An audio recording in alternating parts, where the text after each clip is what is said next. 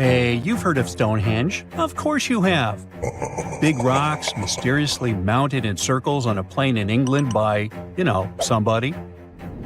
But what if England's Stonehenge is only a replica of another monument, and its builders just crossed the Atlantic and copied what someone had already done elsewhere? Well, it turns out researchers found another Stonehenge underneath the waters of Lake Michigan. This lake is a hotspot for woo-woo unexplained things. A bunch of disappearances, plane crashes, and now this, an ancient underwater monument that looks strangely enough like Stonehenge. We couldn't help ourselves and needed to dive deep into this story. A ring of massive stones, arranged in a way that felt all too familiar. They saw two circles, an outer one and an inner one, sitting 40 feet below the surface. But this wasn't just a random pile of rocks. These stones had been placed there, purposefully, by human hands. And by doing some further research, they discovered that they were staring at a structure that's over 9,000 years old. Think about it. This Stonehenge beneath Lake Michigan predates the pyramids. It predates Stonehenge itself by about 4,000 years. All of this information was enough to startle scientists at Northwestern Michigan University. But that was before they found this out. One of the stones had a carving, a faint but clear petroglyph of a mastodon. Mastodons kind of look like the ancestors to our modern-day elephants, but they have been extinct on planet Earth since 10,000 years ago. So, whoever built this underwater Stonehenge needed to be alive at the same time these creatures roamed our planet. This discovery raised many questions among scientists. I mean, why on earth would they go through all this trouble to lay rocks at the bottom of a lake? Well, first things first. Scientists believe that Lake Michigan had much less water back then than it does now. Second, it could have something to do with ancestral practices of First Nation people. There's one theory from a professor of the University of Michigan. He suggested that the stones formed a kind of prehistoric hunting trap. He believes that early hunters used the circular formation as a drive lane to herd large animals like the mastodons from the rock carvings we were just talking about. Once they got these huge animals into a tighter circle, they could be more easily hunted. But not everyone's convinced by this theory. Some believe the circle probably had a deeper spiritual purpose. According to local Native American tribes, like the Anishinaabe, stones are more than just rocks. They're living beings. They hold spiritual energy and represent a connection to the earth and all living creatures. An elder from the Anishinaabe community even suggested that these stones are sacred, placed there by their ancestors to honor the land and its creatures. Scientists are trying to study the stone formation in depth, like about 40 feet. But that's the problem, actually. The fact that it's underwater makes it super difficult, since they don't have the best technology. Traditional archaeological tools don't work as well when everything is submerged, but promising new technologies like stereophotogrammetry, which literally means making 3D models of a site, are helping scientists study the stone circle more closely. Still, research is slow and expensive, so it's hard to know when this mystery will come to a close. As we said, Lake Michigan is a hotspot for unexplained phenomena. Its lakebed is filled with shipwrecks, such as the Thomas Hume, a sturdy American schooner. It also collects debris from airplanes that have suddenly gone missing while flying the area, such as Northwest Airlines Flight 2501 that disappeared in the 1950s. Some people even call the area the Lake Michigan Triangle, suggesting paranormal activities like what happens in the Bermuda Triangle might be going on. The lake spans over 22,000 square miles, which means it's almost two-thirds the size of the country of Ireland. In 2024, scientists were able to access another one of Lake Michigan's mysteries, the wreck of the Margaret A. Muir schooner. This 130-foot-long sailing ship sank over 130 years ago. The discovery was announced just recently by the Wisconsin Underwater Archaeological Association, the WUAA, whose team found the shipwreck sitting 50 feet below the surface just off the shores of Algoma, Wisconsin. Built in 1872, the Margaret A. Muir was a three-masted schooner built to carry heavy cargo across the Great Lakes. Her final voyage started out as a routine trip. Loaded with bulk salt, the ship left Bay City, Michigan, heading for South Chicago, Illinois. But on September 30th, 1893, things took a bad turn. Just as the Muir approached the town of Annapolis, now known as Algoma, a sudden storm hit. The ship began taking on water fast. The captain of the boat ordered his crew to abandon ship, and thankfully, they all made it to shore safely. For more than a century, the wreck sat undisturbed on the lake bed, its location a mystery. But thanks to a combination of historical research and high-resolution sonar, WUAA searchers finally found her in May of last year. The wreck is remarkably well preserved, with parts of the deck and gear still visible. Well, just a few lakes over to the left, researchers uncovered another impressive thing. At the bottom of Lake Mendota, near Madison, Wisconsin, researchers found 11 ancient canoes. They believe the oldest of the canoes dates all the way back to 2500 BCE. Now, if you don't get why that's important, it's because you're thinking with today's head. If in a classic Midwest highway you see a bunch of pickups, then back in the ancient days you see only canoes. They were the main mode of transportation for indigenous cultures. They were used to fish in deep waters, trade goods, and travel long distances. The reason why scientists were so excited with its discovery is because they had never found any proof of what canoes were being used for in this region back then. And to understand the local cultures that inhabited the area during this time period, they needed to have some information on that. This exciting discovery was announced by the Wisconsin Historical Society in May 2024. The first canoe, which they believe is around 1,200 years old, was pulled from the lake in 2021. Then a second one was dug up in 2022. And now divers have found at least 11 more canoes along what would have been an ancient shoreline, long since submerged.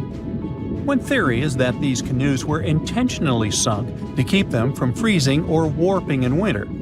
It's possible people stored them in the same spot for generations. Or maybe this is just a small part of a much bigger settlement. Historians do believe there could be an ancient village hidden under the water of the lake.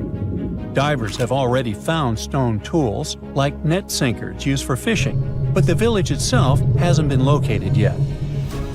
Truth is, while the Great Lakes often steal all the thunder, scientists point out that smaller lakes like Mendota have stories too.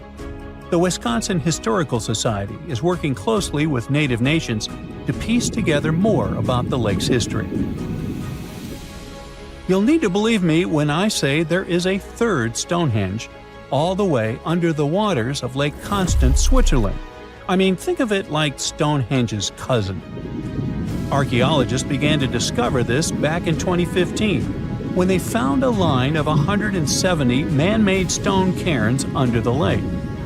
Scientists say this was most likely the work of several villages, and that the cairn site was probably used for some collective purpose because, well, the formations are huge.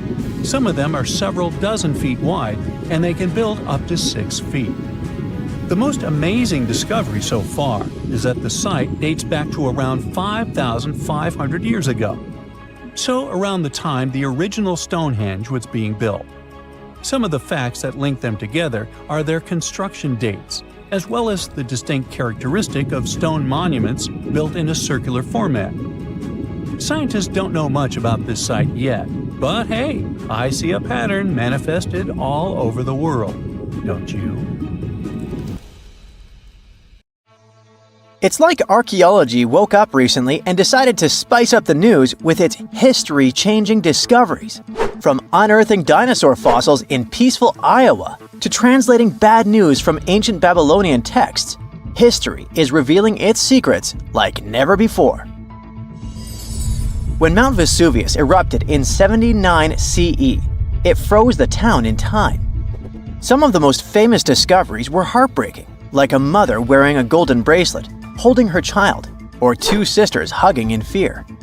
At least that's what scientists thought.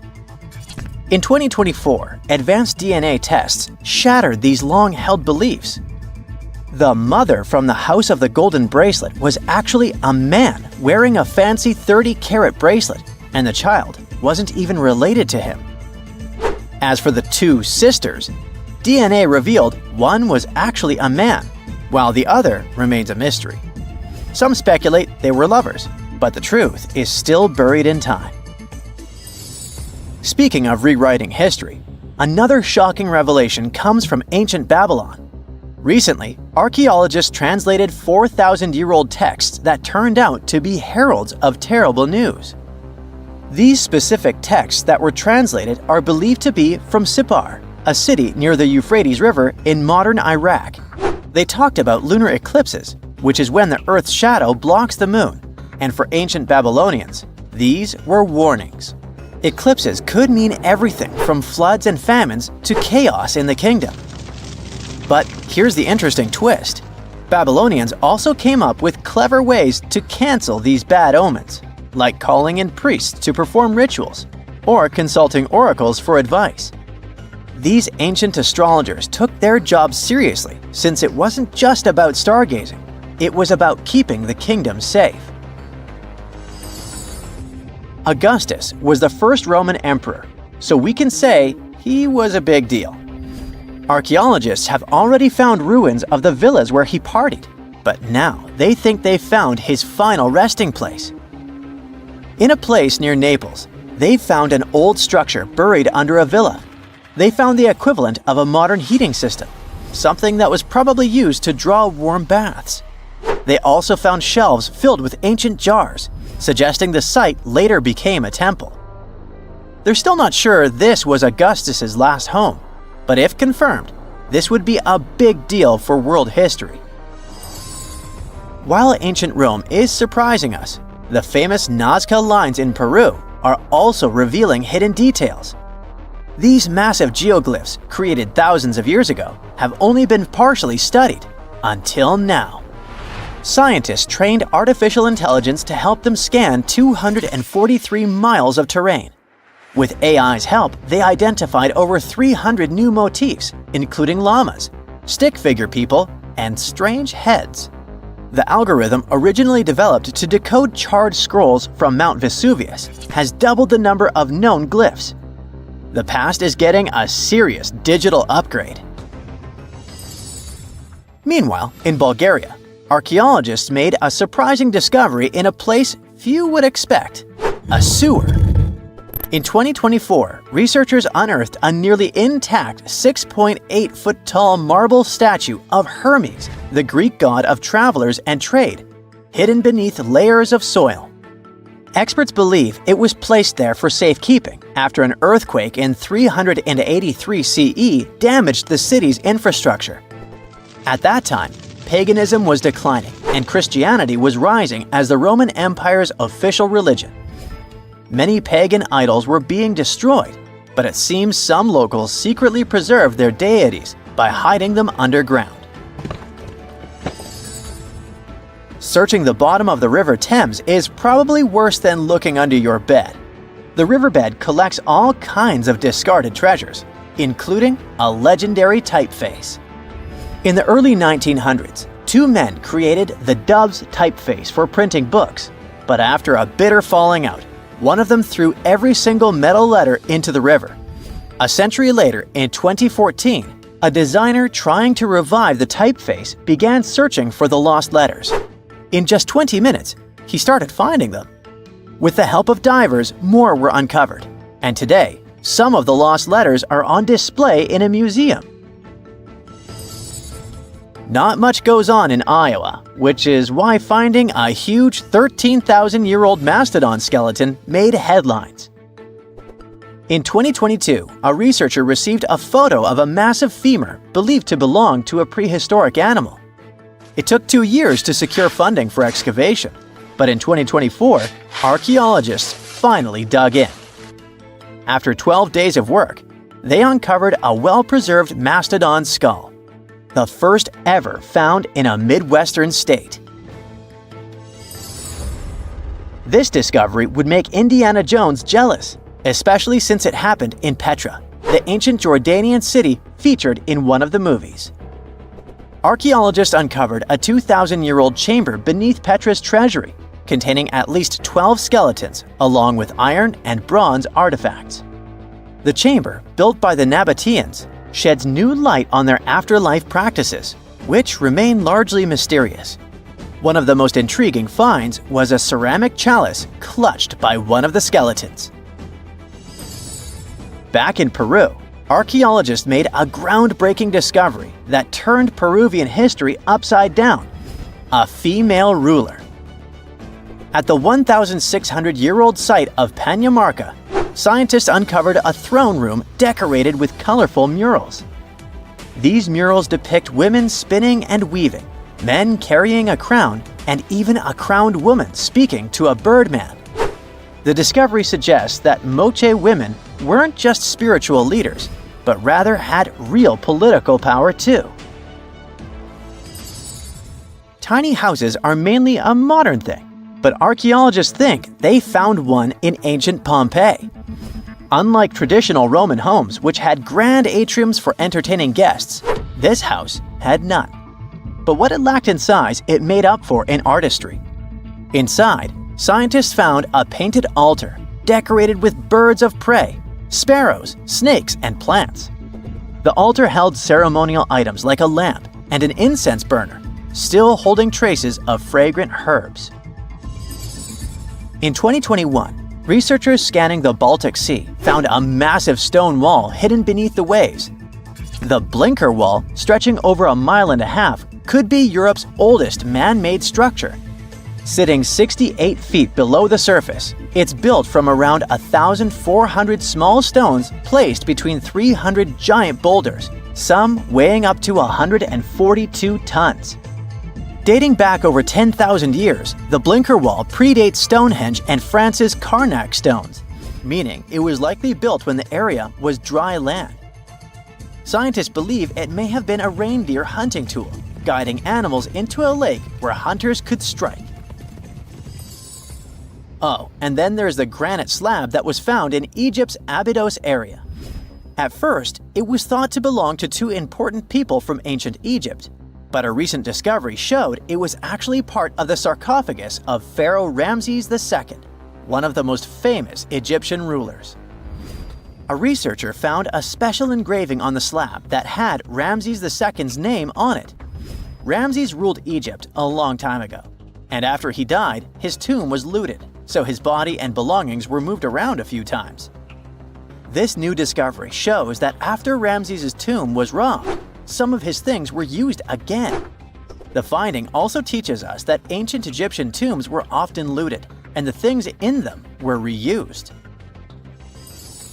Recently, something unexpected happened during a dig in Norton Disney, back in England.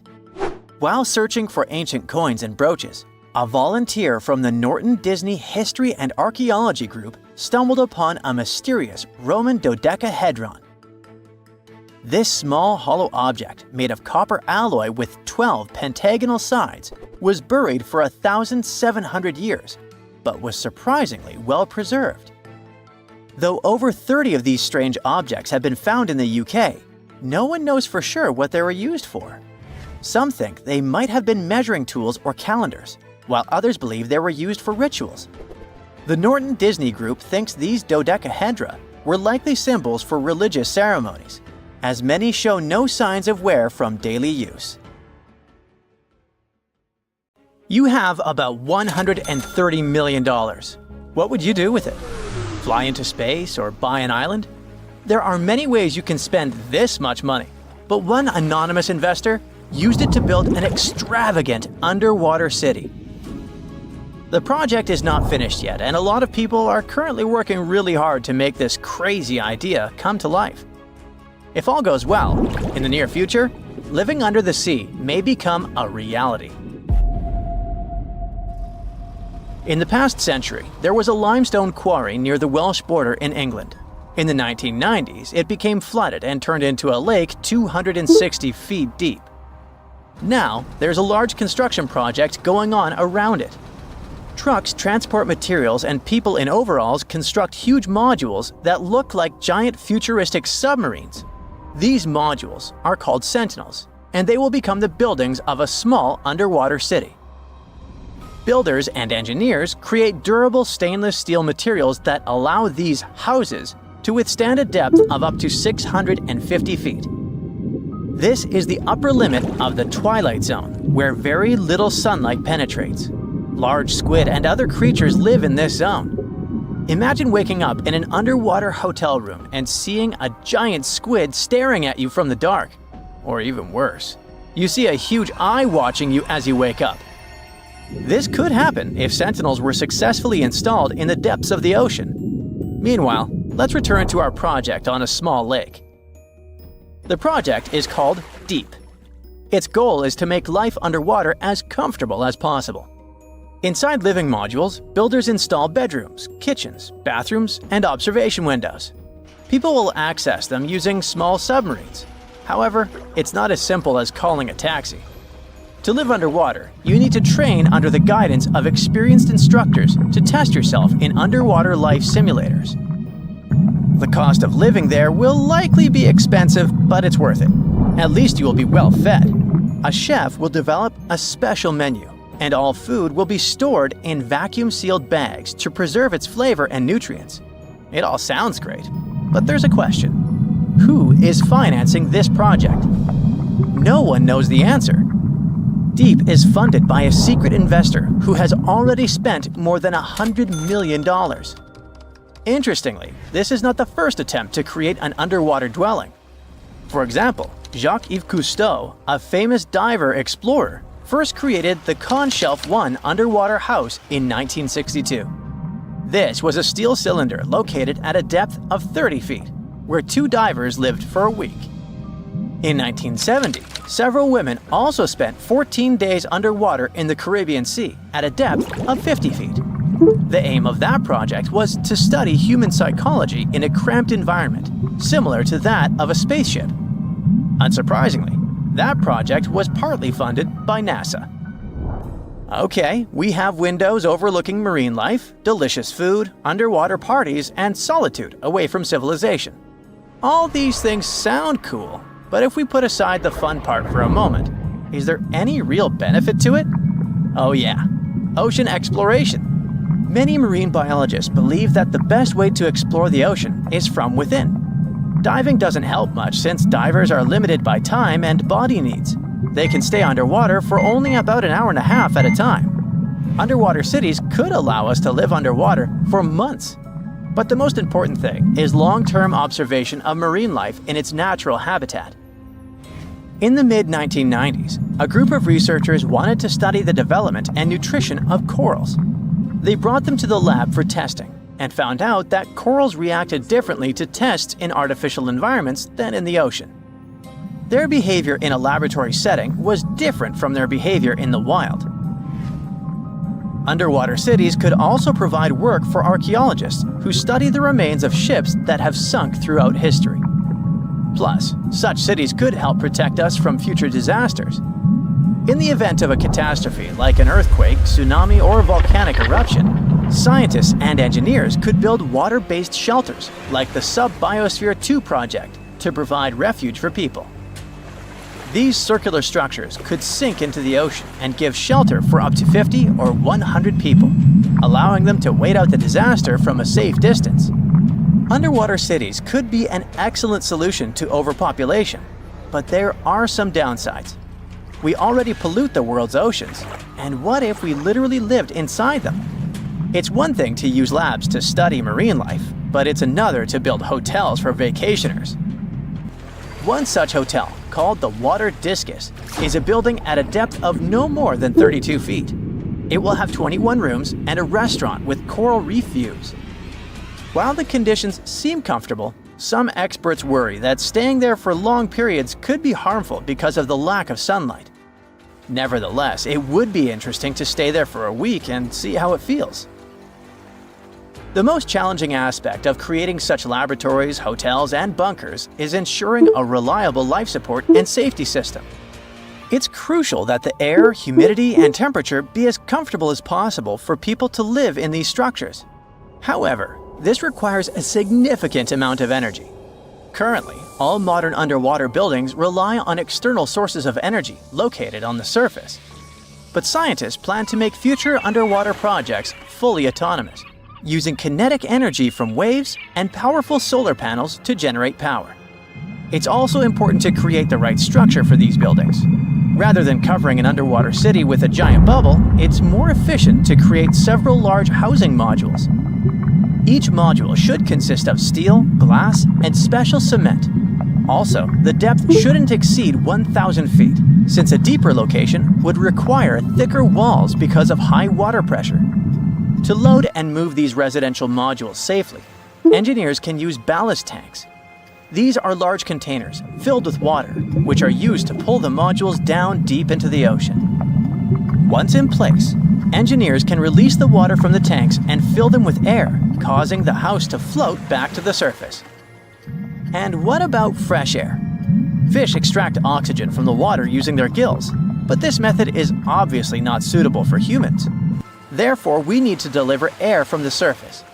It can be piped into the city and mixed with a special substance called sodasorb, which reacts with carbon dioxide and removes it. It would be great if we could generate oxygen inside our underwater cities rather than relying on other sources. This would require farms and plants that can produce oxygen through photosynthesis. But instead of sunlight, these plants would use artificial light. If we talk about complete autonomy, people could get food from the water at any moment, put on scuba gear, a mask, and an oxygen tank, and leave the hotel through an airlock. Use harpoons and fishing nets to catch dinner. Remember to check your oxygen reserves and don't swim for too long.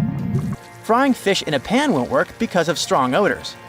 In an underwater dwelling, air is static like in an airplane cabin, so odors become stronger. Maybe in the future, engineers will create a dedicated cooking area, but for now, you'll have to rely on canned and dehydrated food. If you get bored, go for an underwater walk. Instead of carrying oxygen tanks, use hollow tubes connecting your mask to an air source inside your home. But don't forget that you can't go too far because the length of the tube is limited. Air, food, safe construction. What else? Drinking water. In the future, scientists may create filters in these hotels that desalinate salt water. This water can be extracted from the condensation inside the hotel, as well as from human secretions. Don't be surprised. Astronauts, for example, have been using special technology to filter their liquids and turn them into drinking water for a long time.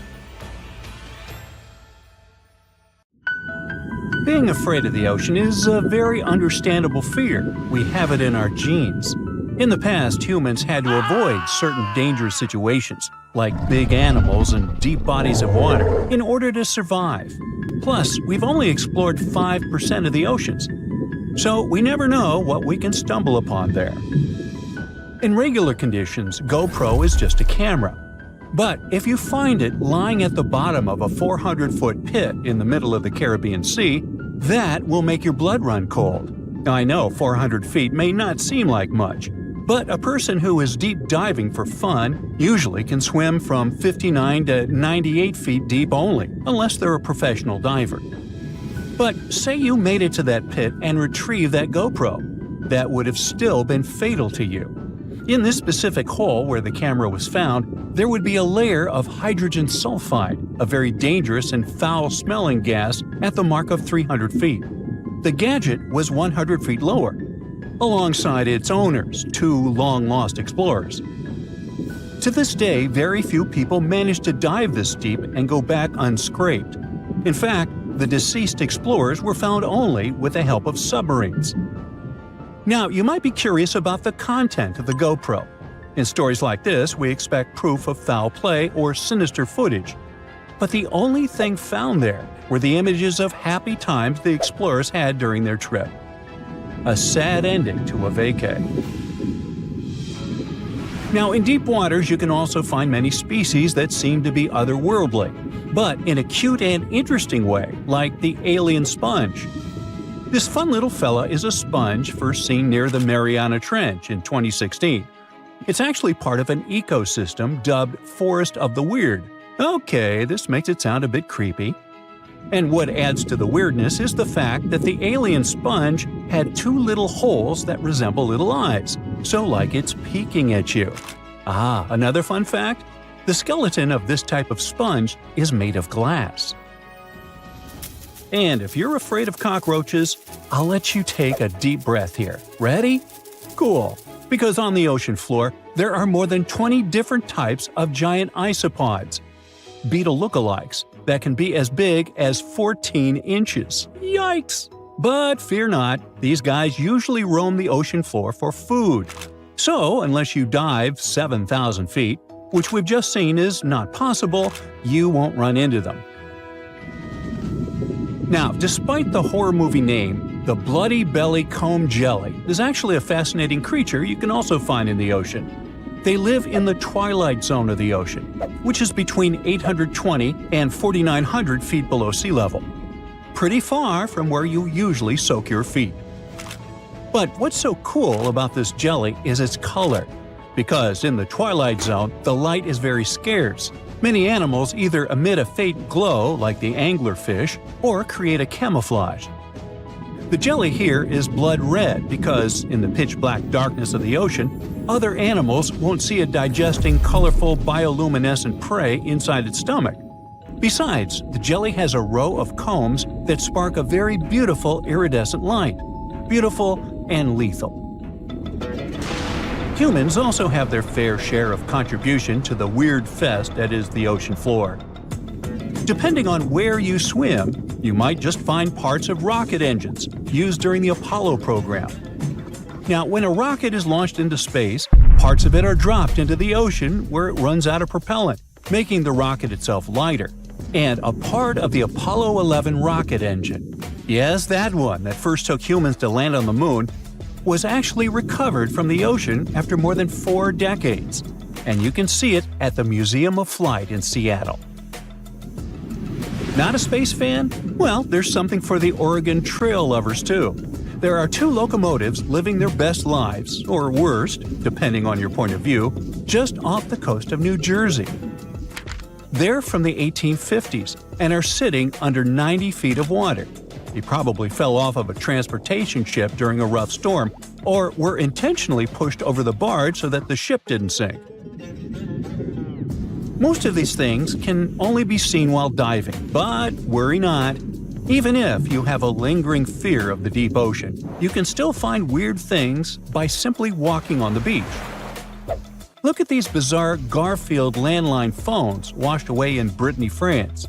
The French have been having bizarre encounters with the sarcastic orange cat since the 80s, and it took about 30 years for French farmer René Morvan to come forward with a simple explanation.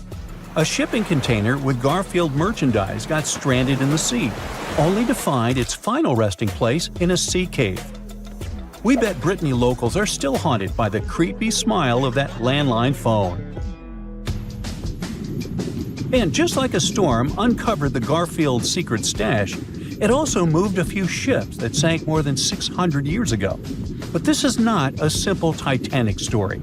It actually sounds more like Pirates of the Caribbean, because when the storm moved those old ships, authorities from Caesarea found 2,000 gold coins, some silver and bronze coins, gemstones, and rings. It was a bigger treasure than a dragon could hoard. But don't get your hopes up. Even though most of the underwater archaeological zones in this region are open to divers, these treasures are safely tucked away in a museum. Speaking of pirates, and I was, another weird thing you can find chillin' in the ocean is the pirate city of Port Royal, Jamaica. In 1692, the city was devastated by an earthquake, followed by a tsunami. A really bad twofer. But the good news is, you can still visit it today, well, scuba diving, that is. This is actually not the only sunken city in the world. There's also Thonis Heracleon in Egypt, which is not at the bottom of the sea per se, but at the mouth of the Nile River. There's also Baiae, a Roman town built atop a supervolcano. Now, you might be thinking Baiae had the same fate as Pompeii, but guess what? The floor actually sank and the town went down with it. So, have you ever heard of underwater crop circles? Back in 1995, divers in Japan spotted perfectly round circles formed in the sand. They were 6 feet in diameter and looked like those crop circles from sci-fi movies.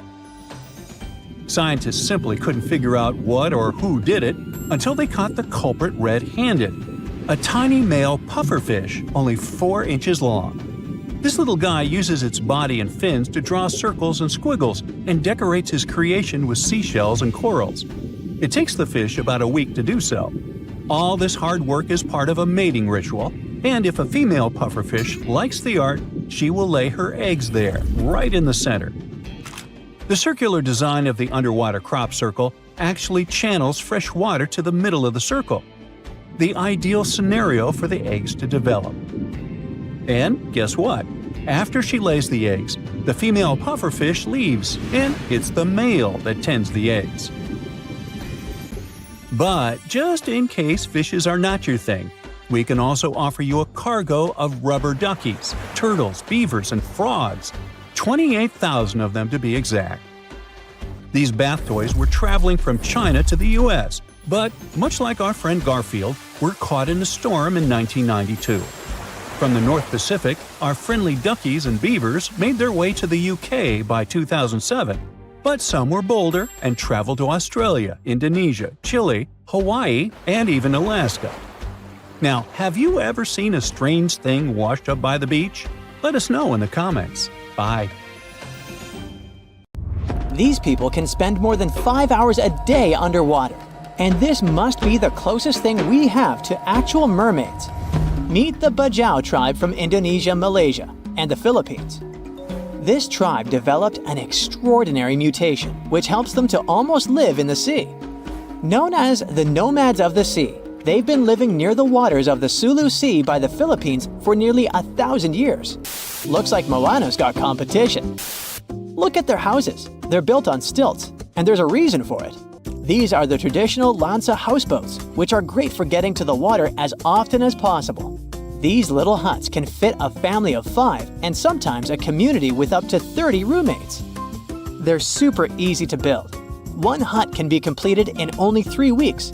This also allows the Bajau to move freely across the seas. Since they lived in such a watery climate for generations, thriving on spearfishing and collecting shellfish, they started getting unusual mutations. You're probably thinking about superpowered lungs. But no.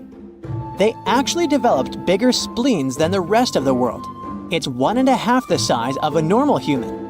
Why is it important? Because the spleen helps store oxygenated red blood cells, so having a bigger one is like having a natural scuba tank.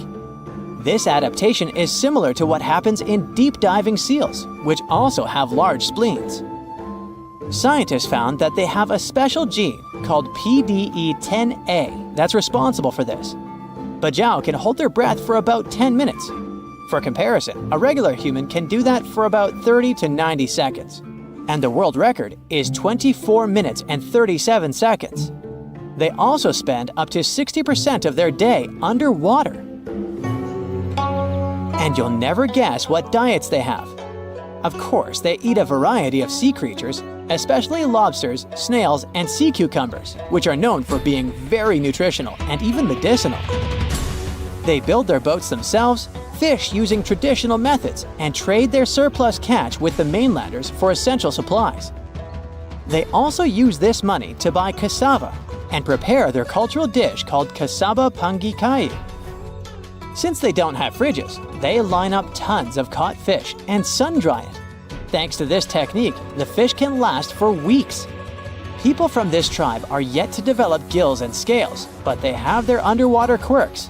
When they hold their breath and dive, their bodies go into a special mode where their heart rate slows down and their spleen squeezes out extra oxygen into their bloodstream. Usually, Bajau uses traditional wooden goggles and weighted belts. They also have incredible freediving skills. They've conquered depths of over 230 feet. They start learning how to swim at about 8 years of age, or even younger. At the same time, they learn to hunt and survive in general. The Bajau people also make their own sunscreen. It's an everyday sunscreen called Borak Buas.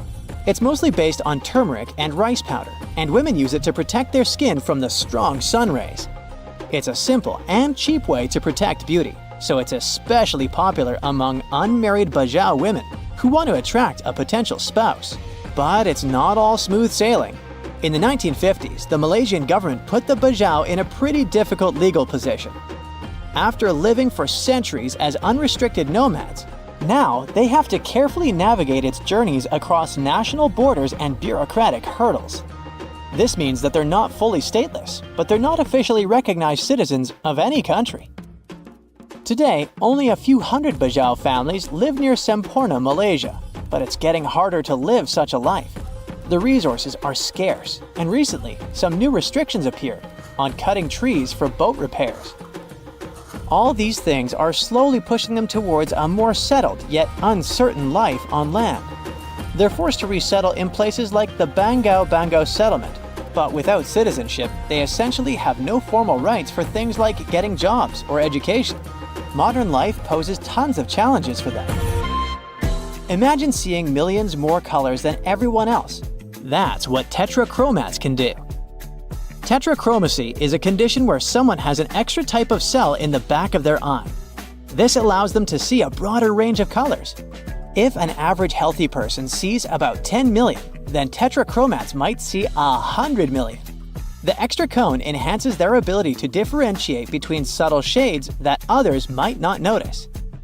This mutation requires 2 X chromosomes, so it actually happens to women. And it's not like this is a super rare thing either. The study says that about 12% of women possess this unique condition, and that's a huge number. Most tetrachromats don't even know they have this super vision. They might not realize they're seeing more colors than an average person. This makes spotting tetrachromats and studying them kinda tricky. And since scientists themselves usually can't see more than about 10 million colors, it's also pretty hard to test people for this condition.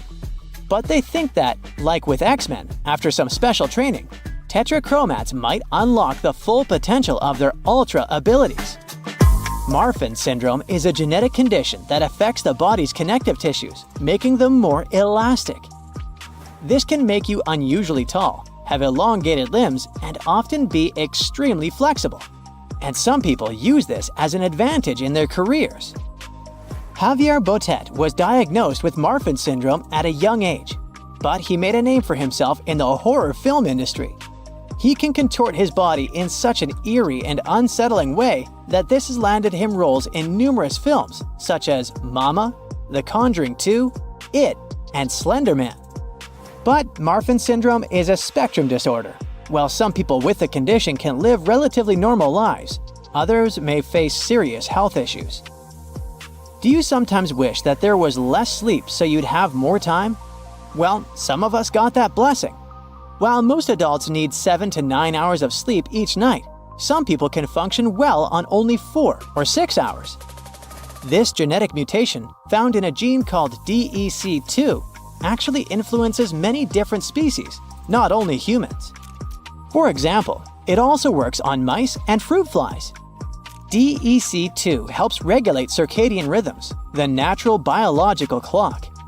This mutation affects the production of orexin, which is a hormone involved in wakefulness and maintaining the sleep-wake cycle. Basically, it helps release morning hormones earlier than usual and fades away before dawn. They discovered this gene in a family of natural short sleepers. It was a bunch of people who go to bed at a normal time, 11 p.m. to midnight, but wake up at 5 in the morning without any issue. It's a super rare mutation. It might sound like something out of a comic book, but humans can actually have super strength. Turns out, some accidental mutations can unleash titanic strength without any crazy workout routines. There are 2 proteins in our body, myostatin and activin A, that usually are secreted by muscle cells to suppress excessive growth. In other words, these two help regulate the size and number of your muscle cells, so you don't end up accidentally looking like Schwarzenegger. But as you can guess, some do end up like that. People with this genetic condition don't produce these proteins. Without hitting the gym, they can naturally grow their muscles extraordinarily large, resulting in super strength. It's called myostatin-related muscle hypertrophy. Sounds kinda dangerous, right? And it is. When you become a Superman, there's also the risk of muscle imbalance, heart and joint issues, and other problems. Let's talk about some deep stuff, shall we? A scientist spent 100 days below the surface of the Atlantic Ocean. Dr. Joseph Duturi, or Dr. Deep Sea as he likes to call himself, was living underwater as part of Project Neptune 100. After 74 days of the mission, he officially set a new Guinness World Record for the longest time living in an underwater fixed habitat. But he didn't leave the experiment and stayed the planned 14 weeks. You can test yourself and stay in the exact same place where Duturi lived. It's called Jules Undersea Lodge, after Jules Verne, author of 20,000 Leagues Under the Sea. The idea of Project Neptune 100 is to study how pressure affects humans, both physiologically and psychologically. Dr. Deep Sea, who's a biomedical engineer and associate professor at the University of South Florida, stayed so long underwater to see if increased pressure can help humans live longer and prevent health problems that come with old age. From day one of the mission, Duturi actively shared what was going on social media. He mentioned that another important goal for him was to inspire scientists from different generations to study life undersea. It was quite different from living on a submarine. Subs are sealed when they go underwater and have sea level pressure, so people on it don't feel an enormous difference in pressure, even deep down. Duturi's underwater home didn't have any solid hatches or airlocks between the ocean and the living space. It was like a glass of water turned upside down and pushed into a sink full of water. There was still a pocket of air at the top of the living space and a pool of water on the floor of one room coming from the ocean. So the air inside the lodge was squeezed by the ocean's weight and was about twice higher than on land. There isn't much research on what happens when we're exposed to hyperbaric pressure for a long time. There's only some data from submariners. Even after just 2 months under the sea, they had disturbed sleep patterns and problems with the levels of certain hormones that had to do with sleep. They also lost bone and muscle mass. Our bodies are built for sea level conditions, but as pressure mounts, hydrogen sneaks into our bloodstream, causing chaos. Between 30 and 100 feet down, you might feel some euphoria, but dive deeper and you'll feel like you've hit the bar too hard. Scientists think it has something to do with messed up signals between neurons in our brains. Luckily for Duturi, he was only staying 30 feet deep, so it wasn't an issue. Still, he only got half the amount of sunlight we're used to on land and not nearly the same amount of vitamin C. During the 100 days of the experiment, the scientists collected data, collaborated with other researchers, virtually taught a biomedical engineering course at his university, and reached out to thousands of students from different countries online. He stayed in the 2-bedroom apartment 30 feet below the surface of a lagoon in Key Largo, Florida. It's attached to the seabed by leg structures. There are 3 windows with a direct ocean view and some marine life outside. There's a command center that keeps oxygen, water, and power levels under control. An AC keeps the temperature comfortable, and a chef dives in to cook meals for whoever stays inside. When he was done with his mission, Dr. Duturi got back on the surface. His family and friends, the media, and many fans who were following his work online were waiting for him. He's now 55 years old, and he claims that living underwater has made him feel 10 years younger. The doctors who greeted him and the results of the tests they ran on him have demonstrated the anti-aging effect. Dr. Deep Sea noticed some improvement in his sleep and metabolism. He also noted that his body had shrunk by ½ an inch. He doesn't plan to stop his studies of how isolated environments affect humans. He's going to take a flight on a modified airliner where you can experience zero gravity multiple times. It's the next step to his dream of becoming a civilian astronaut and traveling into space by 2026. Meanwhile, Tim Yarrow in South Africa went even further and spent an impressive 10 days in the water inside a tank at a shopping mall. He broke a world record, but his goal was just to find out what would happen to him. At the end of the experiment, his hands looked absolutely terrible. People who helped him fed Yarrow through a tube, and all his waste went out of the tank through a different tube. Good thing. Tim managed to survive the experiment, but he said he wouldn't like to do it again. Tim, a British biologist, explained that if he had stayed underwater longer, his skin would have broken down and he would have gotten seriously ill. Luckily for Yarrow, his hands went back to normal after a while, and he didn't get any permanent injuries from this weird experience. Now, if you're looking for more comfortable accommodations under the sea, you might want to stay at the world's first and most expensive underwater hotel in the Maldives. Guests of the Maraca Hotel wake up surrounded by the Indian Ocean, with bright coral reefs and exotic marine life. This luxurious suite was designed by top architects from New York and the Maldives. It's a two-story construction with an upper level that has spacious bedrooms, a sun deck, and an infinity pool. The lower level is submerged over 16 feet below sea level. Guests of the Maraca get the royal treatment, which includes private butler and chef services, complimentary jet skis, on-call massage and spa treatments, and cooking dishes with chefs. But before you start packing to the Maldives for your unique underwater experience, you must know it all costs almost $14,000 per night. Now, one of the most exciting things humans have ever found underwater is the Yonaguni Monument off the coast of Japan. This structure is the closest we've ever been to finding Atlantis, and still one of the world's biggest mysteries. In 1986, a diver was looking for hammerhead sharks not far away from Yonaguni Island. He noticed a huge, unusual structure in the shallow water that resembled a pyramid with multiple steps or layers leading to the top, with clear symmetrical edges, angles, and even steps. As it turned out later, it was made of shale and sandstone 20 million years old.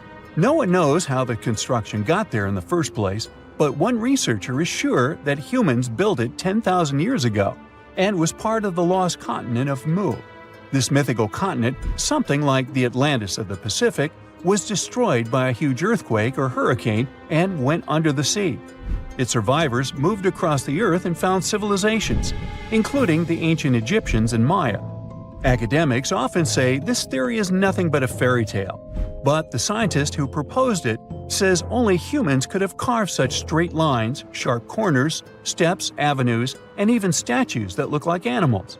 Since earthquakes happen so often in Japan, the construction could have gone from the ground into the sea. The more widely accepted theory is that the monument is a work of nature. It explains the amazing symmetry with well-defined parallel bedding planes along which the layers easily separate. You can find similar 90-degree angles occurring in sandstone when erosion takes place. The area's naturally strong currents could also have shaped it. It's possible that over thousands of years, major tectonic activity could have fractured the sandstone into geometric patterns. During the Miocene period, tectonic activity collected vast amounts of sandstone in the area. Geologists think the monument could be part of a much larger underlying rock from this event, and earthquakes that often happen here have shaped the rocks into what they look like now. Hey, don't freak out. Those red waters you see aren't blood oceans. It's just a natural occurrence called the red tide.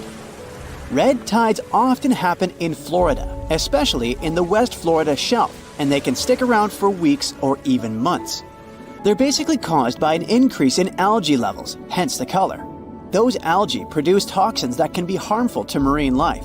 They can also be bad news for us humans, causing symptoms like upset stomach and urgent bathroom trips, if you're picking up what I'm putting down. Volcanoes are super scary, but there's nothing scarier than getting taken out by a pyroclastic flow. These fiery flows move crazy fast and reach insane temperatures, like hotter than your oven on a pizza night. They're like a fireworks show of volcanic eruptions filled with ash, lava, and hot gas, speeding down mountains at 50 miles per hour. Some researchers claim they might even hit speeds of 450 miles per hour, almost as fast as a passenger jet. If you're unlucky enough to be in the path of a flow, you're in big trouble. The heat alone can turn you into a human barbecue, even if you try to hide in a building. The air around the flow can reach temperatures high enough to fry your insides, burn your clothes off, and leave metal melted into your skin, which almost sounds like a Marvel origin story. However, a lot of people have met their end because of these flows. But there's one crazy story about a guy named Luger Silbaris, still sounding like an origin story. So on the 7th of May, 1902, there was a major eruption on the island of Martinique. The night before, Silbaris had gotten into trouble and ended up in jail. Maybe this is a villain origin story. He'd been locked in a sturdy cell facing away from the volcano. The next morning, Mount Pella unexpectedly erupted, destroying St. Pierre within minutes. The flows wiped out around 30,000 people, but Silbaris survived in his cell and became known as the guy who lived through doomsday. The rescue team found him 4 days later. By the way, the cell still stands today. I hope somebody tested him for superpowers. Back on August 21st, 1986, a guy stumbled upon some animals showing no signs of life on his way to Nios village in Cameroon.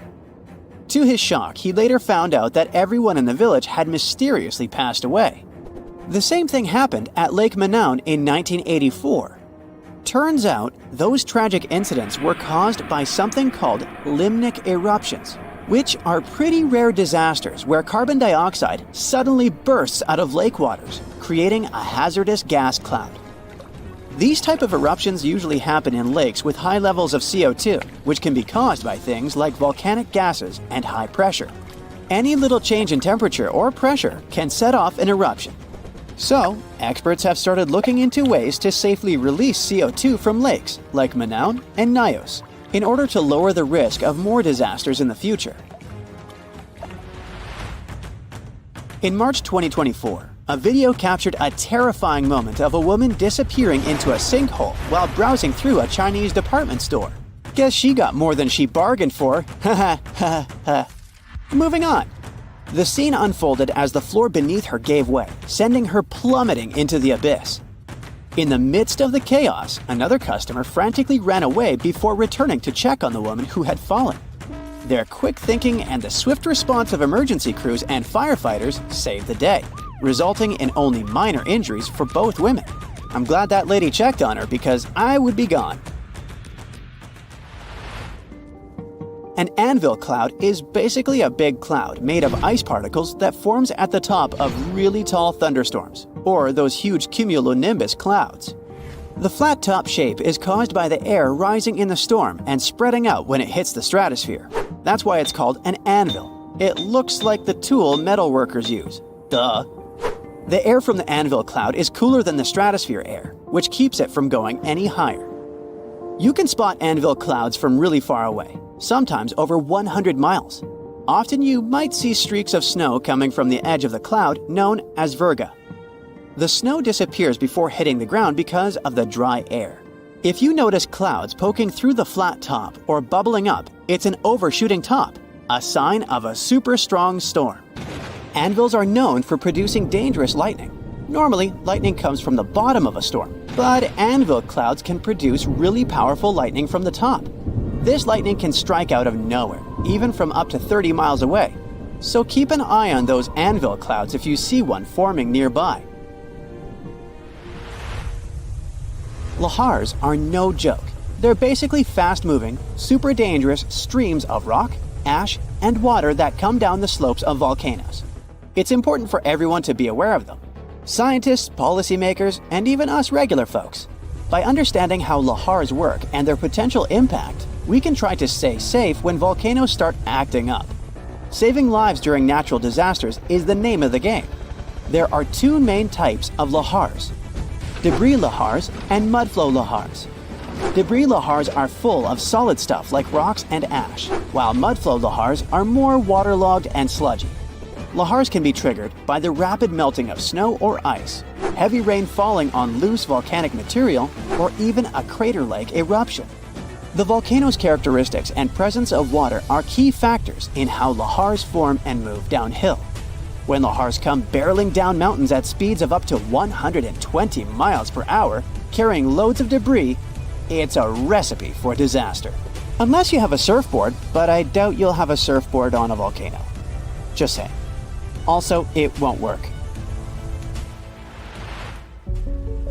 Going to the beach for a sunny vacation is the best. There's nothing like basking in the sun, feeling sand between your toes, and hearing waves crash against the shore. But even though it's all relaxing and picture perfect, always keep an eye on the water and never turn your back on the ocean. You may know about rip currents and tides, but have you ever heard of square waves? It's a real thing, and it can be pretty scary. Square waves, also known as cross seas, happen when two swells meet, forming a unique square pattern that looks like a checkerboard.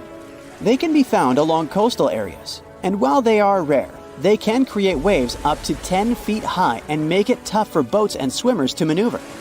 If you find yourself in the water with square waves, you might feel like you're fighting against two different currents. The best thing to do is to not go too far out to begin with, and get out of the water as soon as the waves become too strong. Square waves are more dangerous for boats and ships, so it's best to stick to the shallow waters and stay safe. Whirlpools and maelstroms are powerful natural forces that have scared sailors for years. They happen when certain weather and current conditions come together just right.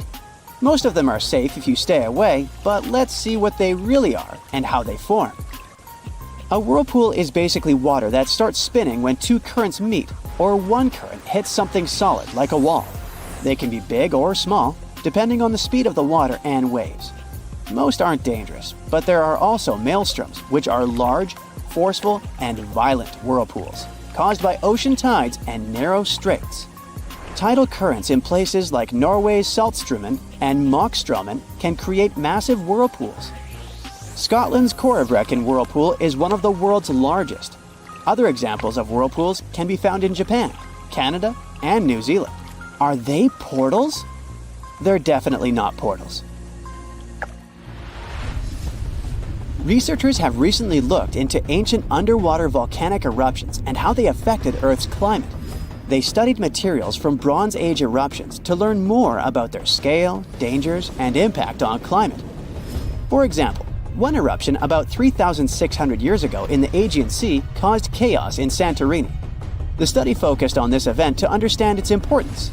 By analyzing volcanic deposits, the researchers gained insights into how future eruptions could affect climate. They discovered that sediment waves from shallow underwater eruptions could lead to tsunamis and impact the ocean floor. These findings help us understand how underwater volcanic eruptions relate to the marine environment, which can help us predict climate changes in the future. Meet Hula Male, also known as the City of Hope.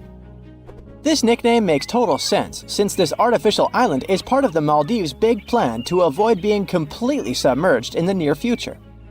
Hula Male was created by placing sand from the seafloor onto a submerged coral platform, and it worked. This city sits about 6 feet above sea level, which means it's twice as high as the Maldives' capital, Male.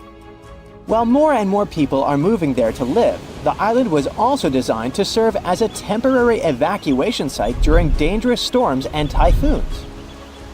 Seychelles is another gem in the Indian Ocean that's at risk of disappearing. Unfortunately, coastal flooding is becoming a common issue there, especially during spring tides and heavy rainfall. The problem is that their main island, Mahé, hosts about 90% of the country's population. Along the coast, it's only about 6 feet above sea level. Fiji is the third tropical paradise on our list, and it's also a top pick for travelers. But this nation is in a tough spot, since it's located right in the middle of the Pacific Ocean, where huge storms can really turn things into chaos. Take Cyclone Winston. It hit Fiji back in 2016 and ended up costing them over $1 billion in damage. So one thing they're doing to protect themselves is planting mangroves along the coast and preserving the ones that already exist. These trees are awesome since they help reduce wind speed during cyclone emergencies and also combat erosion by trapping sediments. Egypt might be in trouble too. I mean, it's not like the whole country is going to be underwater and we'll only see the tips of the pyramids in a few years. But things could really change for them as coastal cities are facing a serious risk. Take Alexandria, for instance. 45% of its population already lives below sea level. If the city is flooded, not only will everyone have to move, but Egypt in general will suffer a major impact on its fish production.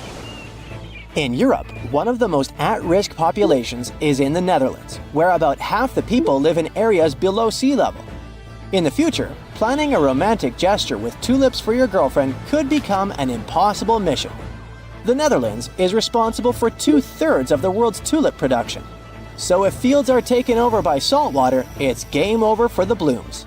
But the good news is that the Dutch have centuries of experience dealing with water, so knowing how to work with storm barriers and seawalls can prevent them from a doomsday scenario. The risks of rising sea levels probably aren't higher anywhere else than here in Tuvalu. This island chain, located halfway between Australia and Hawaii, could be the first state to become uninhabitable. Its stunning land is only about 9 feet above sea level. And just by looking at it on the map, you can see how narrow it is. In fact, the narrowest part in Fongafale is only about 65 feet wide. So even before higher tides become a real problem, the country's limited farmland could be flooded with saltwater. The next country on our list is the Philippines. This archipelago in Southeast Asia boasts some of the most stunning scenery, but it faces the risk of flooding for 2 reasons. First, due to rising sea levels, and second, because of crazy, unpredictable weather. Since 1990, events like cyclones, earthquakes, and tsunamis have cost the country over $20 billion.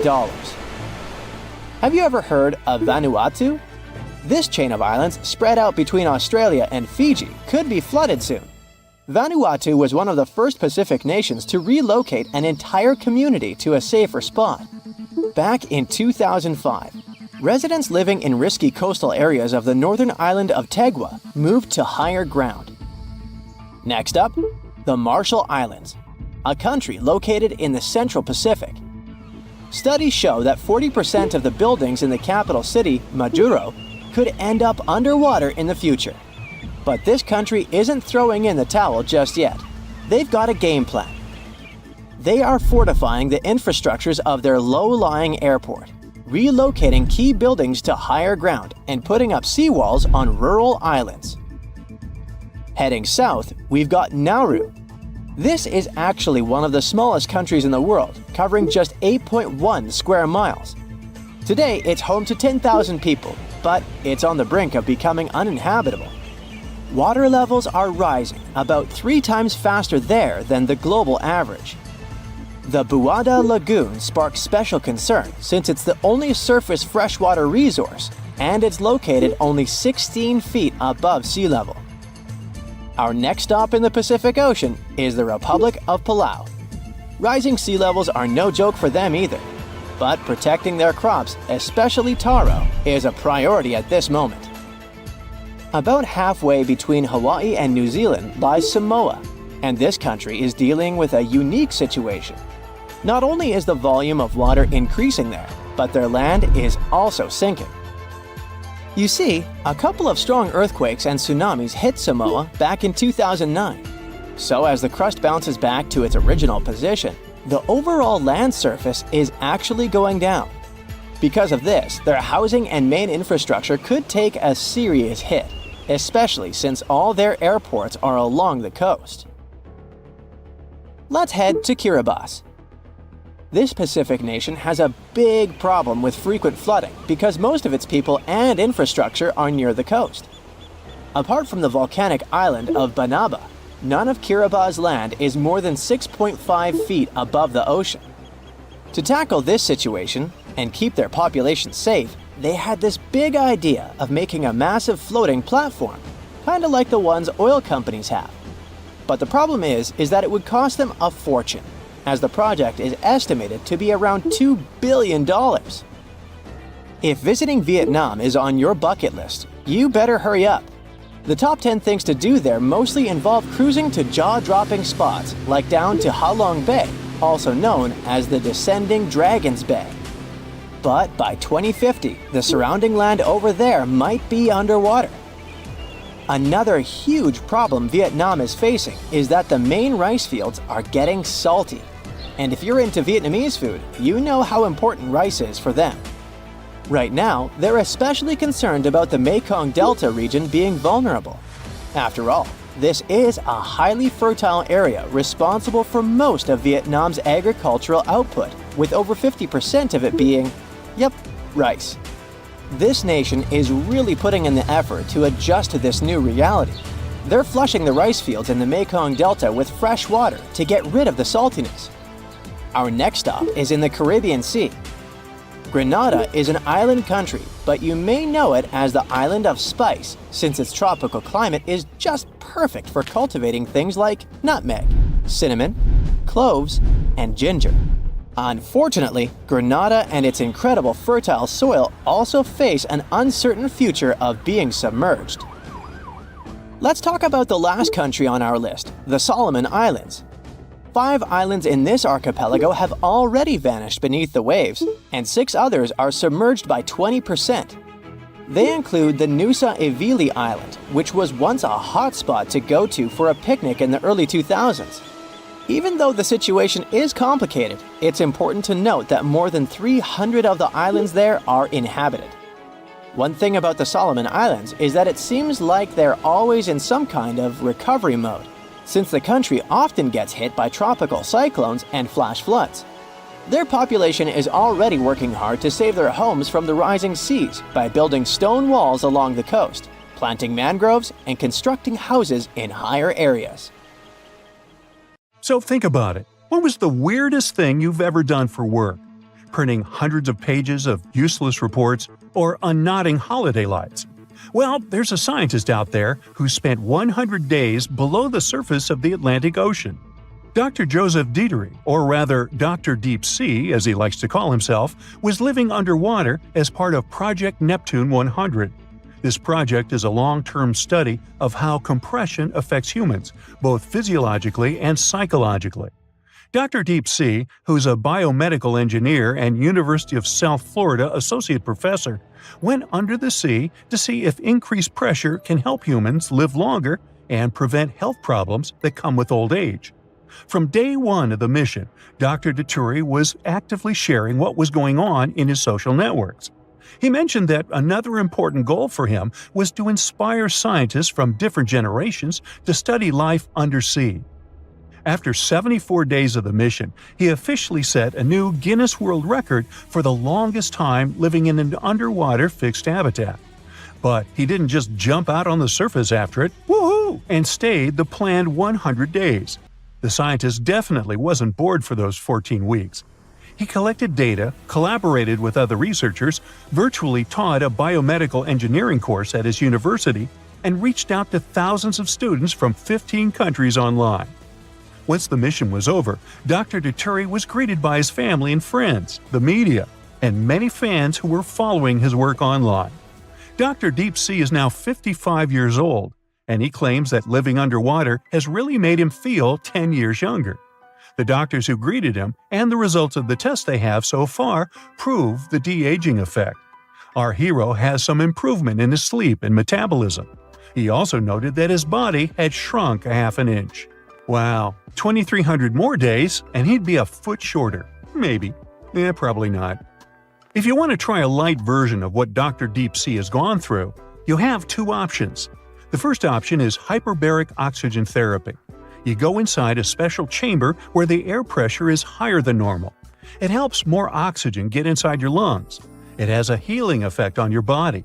Too much oxygen can be a bad thing, though, so these chambers must follow strict regulations. You can also stay in the exact same place where Dr. Dieterich lived. It's called Jules Undersea Lodge, after Jules Verne, the author of 20,000 Leagues Under the Sea. It's a 2-bedroom apartment located 30 feet below the surface of a lagoon in Key Largo, Florida. Don't worry, your prospective home won't sail away. It's attached to the seabed by leg structures. There are 3 windows with a direct ocean view and some marine life outside. A lot of it. There's also a command center that keeps oxygen, water, and power levels under control. An air conditioner keeps the temperature comfortable, and a chef dives in to cook meals for the guests upon request. Now, you can't just dive in to see if they have a spare room, though. There's some paperwork involved for each guest. And you'll have to put on some gear and leave it in the wet room before you get into the nice and comfortable apartment. As for Dr. Dituri, he doesn't plan to stop his studies of how humans can survive in isolated environments. He's going to take a flight on a modified airliner where you can experience zero gravity multiple times. Something not for the weak of stomach. It's the next step to his dream of becoming a civilian astronaut and traveling into space by 2026. Dr. Deepsea wasn't the first scientist to stay alone in an unusual setting for research purposes. Italian sociologist Maurizio Montalbini had spent a total of 2 years and 8 months in caves to see how the human mind and body would cope with complete isolation. He started his experiments in the 1980s. At the end of 1986, he entered a cave in the Apennine Mountains near Ancona in Italy. He would only get back on the surface 210 days later, which made him the world record breaker for spending the longest in complete isolation at that time. Montalbini survived on a high-calorie diet of powdered foods and pills, much like those that astronauts use on space flights. Scientists monitored his health using special tools from the outside of the cave. Maurizio would later break his own record, and he shared that the only way to do it was to make a friend of solitude instead of fighting it. He did his experiments in collaboration with NASA and universities around the world and proved that isolation affects time perception and sleep. An interior designer from Ancona was so inspired by the experiments that she volunteered to take part in a similar one herself in 1989. Stefania Follini spent 4 months in an underground room 30 feet down in the Lost Cave in New Mexico. The experiment was on circadian rhythms, those 24-hour cycles that are part of your body's internal clock. Stefania had no natural clues on what time or day it was. Soon enough, she stayed awake for more than 20 hours and slept for 10 hours at a time. So her biological clock changed into a 48-hour day cycle. She stayed entertained down there thanks to a guitar, a computer, 2 friendly mice, some frogs, and some grasshoppers. She decorated the cave with cutouts from cardboard when she got bored and did judo to stay strong and flexible. Once the experiment was over, the scientist who greeted Stefania asked her to guess what day it was. She felt like it was the middle of March, but in reality, she went out of the cave on May 22nd. So she lost the perception of time and 17 pounds. Her meals were super spread out because of her new regime, and because she mostly ate beans and rice, she had a shortage of vitamin D. You know that feeling when your parents tell you something all the time and you wish you could prove them wrong? Well, it drove Dr. Donald Unger into an unusual scientific experiment. He cracked the knuckles on his left hand twice a day for over 50 years. He didn't get any terrible health conditions, unlike what his mother told him. Of course, that evidence can't be enough to prove or disprove this common belief, but there are other studies that showed the same results. Regine Gries, a biologist from British Columbia, Canada, decided to ignore the wisdom we all know: sleep tight, don't let the bedbugs bite, and let bedbugs bite her, around 180,000 times, all for science. She did it to test and find the most effective compounds to attract and trap bedbugs. Once those little unwelcome guests get inside your building, making them leave can be tricky and cost a lot. The biologist, together with her team, decided to see if baiting traps with pheromones could help lure the bugs and detect their gatherings before they multiply. They were missing one puzzle piece: the compound that bedbugs use to determine that a particular habitat is a safe place for them to settle. And that's how Gries became bait for bedbugs.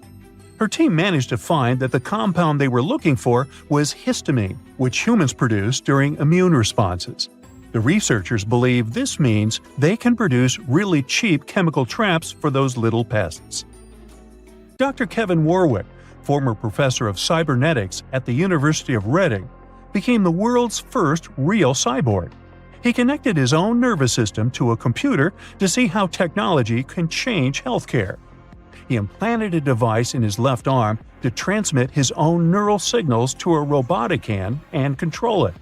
The scientist believes implants are the ideal solution for people with neurological problems, as they can control objects just by thinking about moving. And it doesn't have to be only about treatment. This tech can help all humans open up a huge potential if we link up the human brain to a computer or AI system.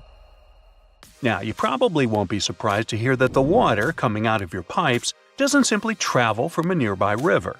In most cases, it has to go through a lengthy process before it's safe for you to drink or use it when you shower.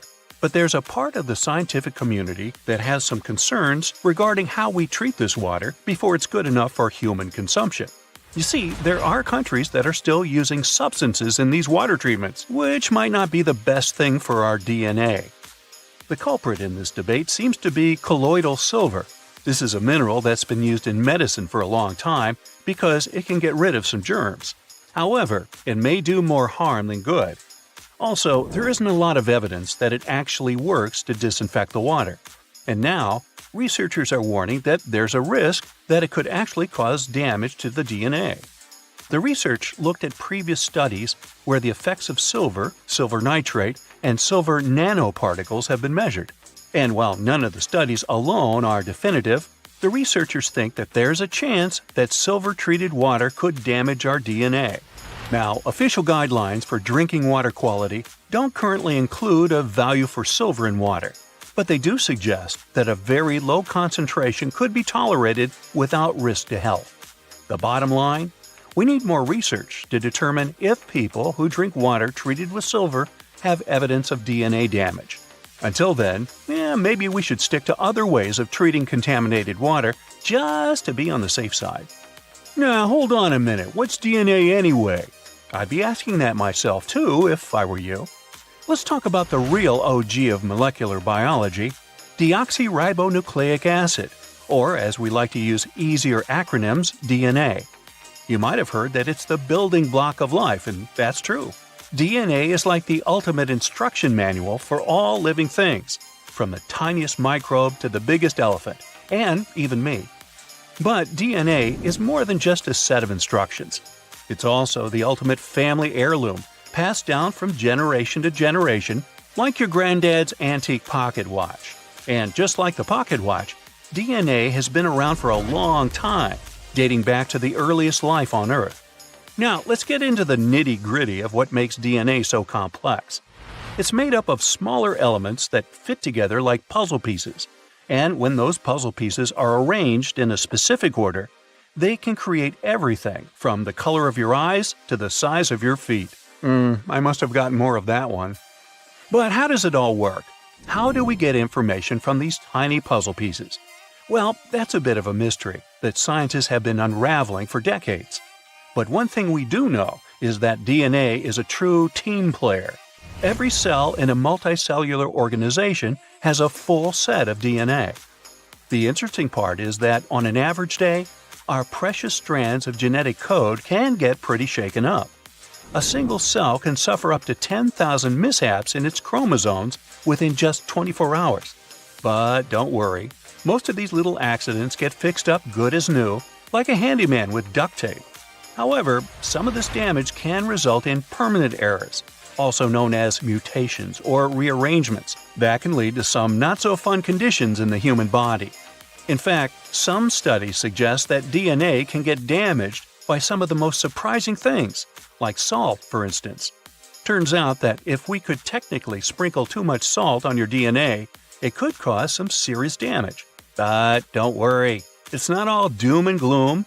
As soon as the salt level gets lowered, those breaks start getting repaired. The only thing is, scientists are not exactly sure where these breaks are happening or what kind they are.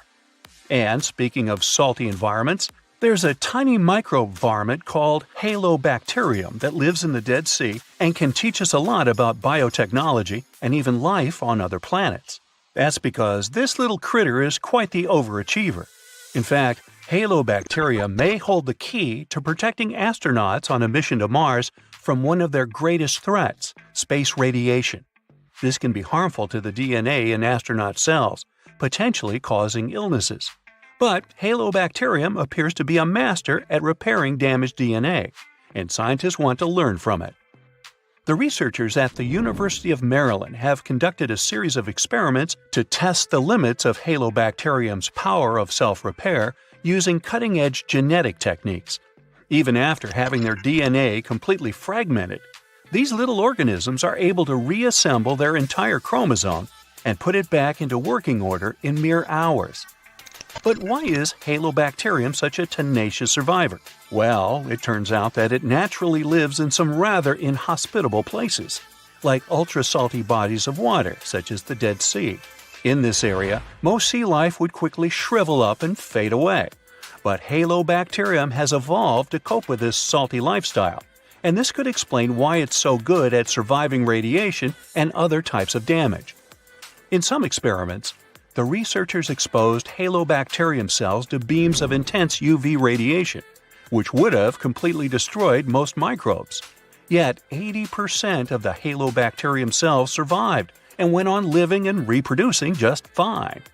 In other experiments, they used a vacuum chamber to expose cells of Halobacterium to a space-like environment, and the tiny cells became trapped inside salt crystals, which protected them from additional damage.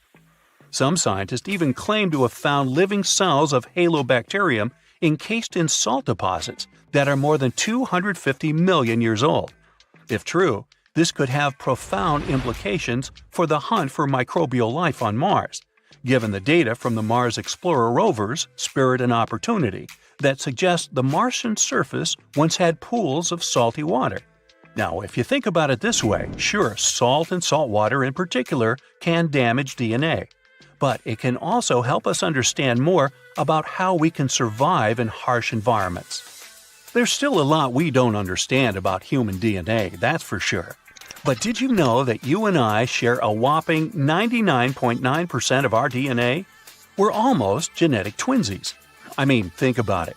You might have a dashing smile or a gorgeous head of hair, while I might have the most adorable dimples or the ability to recite every line from my favorite TV show. It's true. But at the end of the day, we're all made up of the same basic building blocks.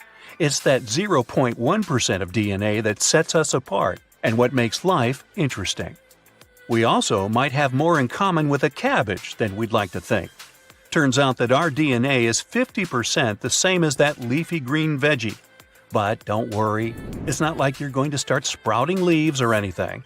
Actually, it's pretty cool to think about how every living thing on Earth evolved from the same ancestor over 4 billion years ago. And that ancestor was probably just a tiny single-celled organism with a coil of DNA. From there, it evolved into everything, from teeny-tiny bacteria to humans with trillions of cells. Now, how about our closest animal relatives? Well, that award goes to chimpanzees and bonobos.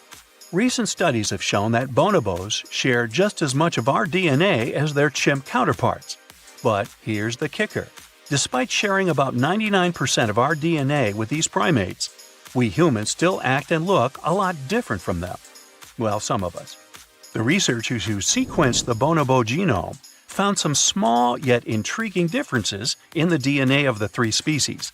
These differences might just be the key to unlocking the mystery of why these wonderful creatures don't behave or look like us, despite being such close relatives. Actually, I have a cousin who acts pretty much like that. Whale watching is a popular bucket list item, but getting too close to these gorgeous sea creatures isn't the best idea, especially if you don't want to kick the bucket too early. Whales are generally curious and friendly giants, but they can be unpredictable when you cross their personal borders. First of all, they are huge, and one wrong move on their side could flip over your boat or seriously hurt you. Second, they are wild animals, and like any other wild animals, they can carry certain infections they could transfer to you if you get into direct contact. Plus, they have strong parental instincts, so if you approach their young by accident, they might think you want to take them away and will act accordingly. It is only safe to observe whales from the sea when you're accompanied by an experienced expert, both for your own good and for the good of the whale. Now, sometimes whales and dolphins strand themselves on the shore for reasons scientists still can't explain. Quite recently, over 200 whales have been found on a remote beach in Tasmania, Australia. A rescue team rushed to the location to save the whales, half of which were still alive. The rescue operation was really complex due to the remote location. The locals were trying to help the whales, covering them with blankets and pouring buckets of water on them to keep them alive. This mutual effort of regular people and professional rescuers helped save around 100 whales. As to why this happened, one theory says the stranded whales might have had a leader who had some problems with orientation and took the whole pod to the wrong place. The Australian box jellyfish looks just like any other jellyfish you've probably met in the sea. But don't let these creatures deceive you. They're considered the most venomous marine animals. Box jellyfish got its name because it does look a lot like a box. Unlike other kinds of jellyfish that float with the current rather than swim, this creature can reach a decent speed and choose its own direction. And here comes the scariest part. It has tentacles covered with tiny darts loaded with poison. People and animals that get unlucky enough to have a rendezvous with those tentacles face some pretty scary and sometimes even fatal consequences in just a matter of minutes. Before you decide to cancel your vacation by the ocean, you should know that only a few out of the 50 species of box jellyfish have venom that is lethal to humans. Ooh. There are some not-so-dangerous species living in warm coastal waters worldwide, and the lethal ones reside in the Indo-Pacific region and northern Australia. Good day, mate. A blue-ringed octopus likes to pretend its only outstanding feature is the psychedelic color, but it can quickly and easily take away your life. This cute-looking sea monster likes to spend its time in the soft, sandy bottom or shallow tide pools and coral reefs. It normally hides in underwater crevices among shells or debris.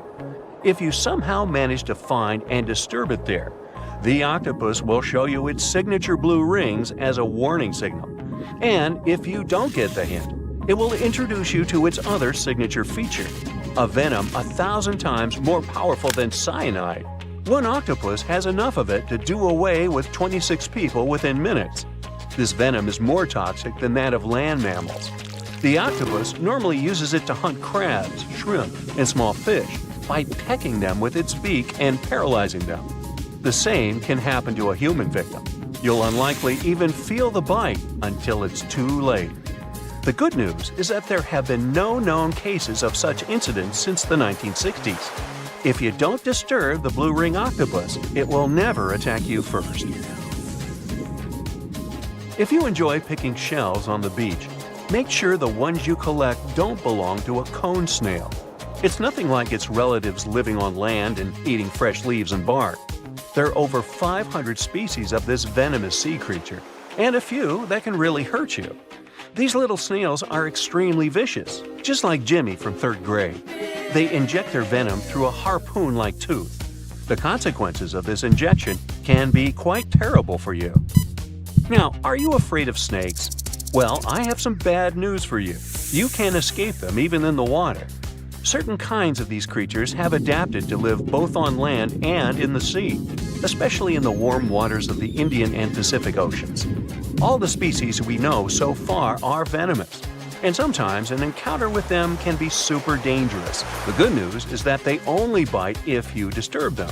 So the safest way to go is in the opposite direction of these slithery sea creatures. Not only venomous sea creatures present a danger to you while you're in the water. Strong earthquakes sometimes cause the formation of massive ocean waves. If they head ashore, they hardly leave anything intact in their way. You know this dangerous sea phenomenon as a tsunami. There is also another type of this natural disaster called a meteotsunami. They're caused by rapid storm systems and pressure changes above the open water.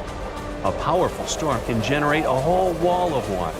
Sometimes this wall grows several feet high while it moves through a shallow continental shelf, inlets, or bays.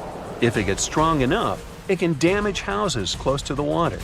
It's really tricky to forecast or detect a meteotsunami because it's nearly impossible to tell from a seismic one. It happens much more often than regular tsunamis, especially in the Great Lakes area. Now, the ocean can be dangerous to you, even if you're staying in what seems like safety on the shore. One such unpleasant surprise could be a sneaker wave moving your way. As you can guess from its name, waves like this sneak out on unsuspecting beachgoers. They look average, but turn out to be way bigger and more dangerous than you could imagine. Sneaker waves always appear without warning after smaller waves carry huge amounts of water, sand, and gravel. They're so powerful, they can carry swimmers further away into the ocean. They can swipe you off your feet and into the water when you're casually strolling on a jetty or the beach or on an outcropping nearby. Oregon State University researchers found that sneaker waves form in offshore storms that carry wind energy to the ocean surface. With all that energy, several waves unite and overlap into one beast that stands higher and goes further ashore than a regular wave. Another thing that makes them more dangerous is that they're hard to predict. The logic of regular wave formation doesn't work with them. Square waves, looking like a giant chessboard over the ocean, are the reason many people visit the Isle of Ré off the western coast of France. If you visit it, you'll notice plenty of signs warning you to stay away from the water once you notice the unusual pattern. The safest way to observe it is from high up places like nearby lighthouses. If you decide to stay in the water, the strong currents coming from two directions can literally sweep you off your feet. Generally, waves can travel many miles over the surface of the water, depending on local winds and weather. And even on days when the weather seems somewhat calm, storms located elsewhere can send in crashing waves that affect the surrounding calm waters. When waves travel onto the shores of distant lands, they're called swells. This is different from a wave that occurs from the local wind. When two different swells coming from opposite directions meet, it's known as a cross sea. This is what generates these square waves that you see near the Isle of Ré. The cross-sea phenomenon can appear in different locations around the world.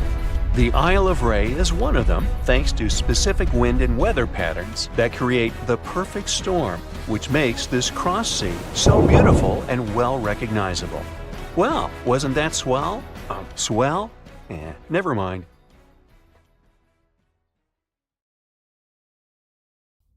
Ever since Plato wrote about the allegory of Atlantis, humanity has been fascinated with the possibility of the discovery of a thriving underwater civilization. Fancy joining me on a trip to a few historic underwater sites? Let's see what we can find out about ancient civilizations. The first one on our list is what is being called the underwater Stonehenge. Scientists have recently discovered a mysterious pile of cairns that stretch for miles under the shimmering waters of Lake Constance at the borders of Switzerland, Germany, and Austria. Archaeologists began to explore the site back in 2015, and they haven't been able to understand yet what it was actually used for.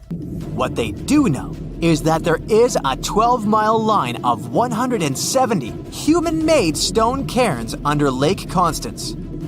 Scientists say this was most likely the result of a combined work of several villages. The cairn site was probably used for some collective purpose. The formations are huge. Some of them are several dozen feet wide. The most amazing discovery so far is that the site dates back to around 5,500 years ago. Now, what were we humans doing back then? We were living in the prime years of the so-called Stone Age. We were beginning to make artifacts from stone and use them to hunt and eat. Can you imagine what a knife and fork might have looked like back in those days? It's no coincidence that scientists call this site the underwater Stonehenge, though. Both sites are believed to have been built around the same period of time. You see, Stonehenge dates back to around 3,100 BCE. Both sites carry the distinct characteristic of stone monuments built in a circle. Not to mention the fact that scientists also haven't figured out why on earth our early ancestors would feel the need to build a monument such as Stonehenge. Well, the mystery of Lake Constance hasn't been solved yet. Who were the Neolithic people from this area? And for what purpose did they go through such an amount of work and effort to build this huge stone site? Next, we're taking you on a tour of the Ryukyu Islands just off the coast of Japan. You're diving deep down to an archaeological site. But I should warn you, the waters of the Pacific Ocean are far from smooth. It doesn't take long before you see a huge structure, thanks to the sunlight shining down on the seabed. At first, it looks like Machu Picchu's ruins located across the globe in Peru. As you approach the site, you slowly figure out its forms. A pyramid-shaped structure, arches, staircases. It's something that could have easily been a palace or a castle. Could this be a sign of human activity? What you've just seen is known today as the Yonaguni Monument. It also goes by the name of Japan's Atlantis. The entire monument is about the size of 5 soccer fields and the height of a 5-story building. Its most surprising feature is its expanse of terraces. Explorers and scientists believe that Yonaguni might be 10,000 years old. But whether it's a human-made structure or a natural formation is still under debate. For Japan's top marine geologist, Professor Masaki Kimura, Yonaguni is the heritage of a lost civilization. Kimura has dived to the bottom of the ocean to explore the ruins over 100 times over the past 10 years. According to him, there are clear signs of human activity down there. On the monument's surface, there is a triangle-shaped concave that is a historical symbol of water fountains in the region. There's also a giant turtle carved on the eastern side of the structure.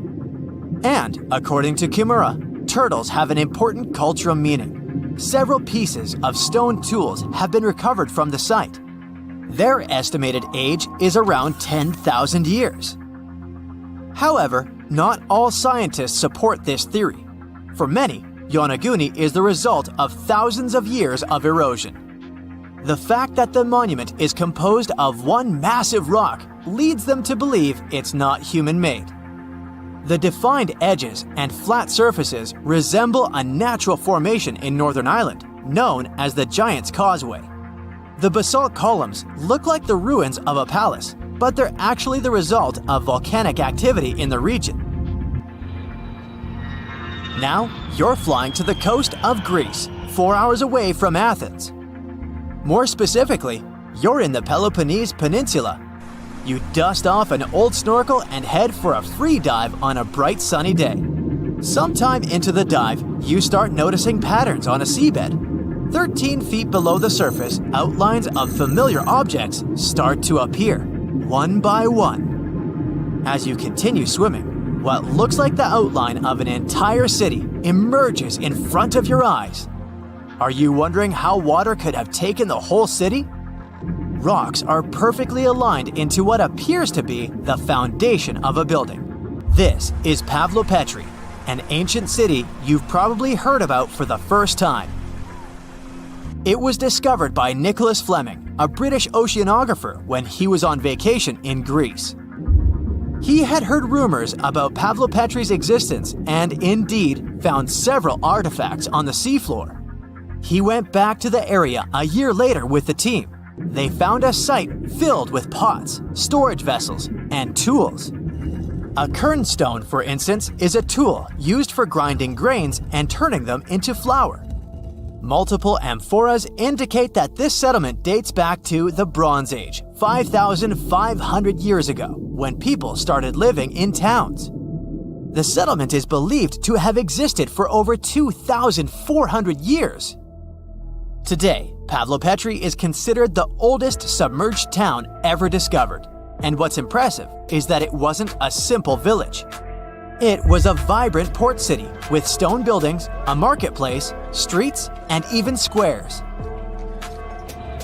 The next stop on our voyage is one of today's most famous underwater cities that has been turned into an archaeological park.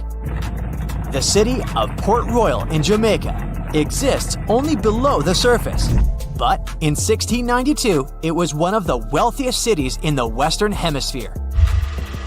Port Royal was the center of the British Empire at the time and an important trade city that attracted people from all over the region.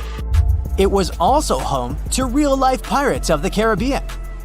On the morning of June 7, 1692, the people of Port Royal met a different fate than they had probably expected. The city woke up shaking.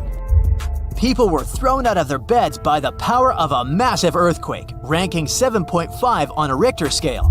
One survivor said he had seen Earth opening up and swallowing the whole town. What he said could be true, as the city was mainly built on sand. The ground swallowed buildings, roads, you name it. Geysers erupted, and finally, waves as big as 10-story buildings hit the city. About 33 acres of the city disappeared under the water. Amazingly, most of its 17th century remains are still in good condition under 40 feet of water. Archaeologists have found taverns, storage rooms, kitchens, and recreational buildings used for diverse purposes. You can also see a grand lion statue, a submerged bridge, and many picturesque arches. Of course, I saved the best for last: India. Just off its coast lies another sunken marvel. A site known as the Lost City of Cambay is located in the Gulf with a similar name. It remained undiscovered until 2001, when the National Institute of Ocean Technology made a routine water assessment. With the help of sonar technology, which sends a wave sound to the bottom of the sea, they found something far beneath the surface. Images showed well-defined geometric shapes spread along a 5-mile stretch.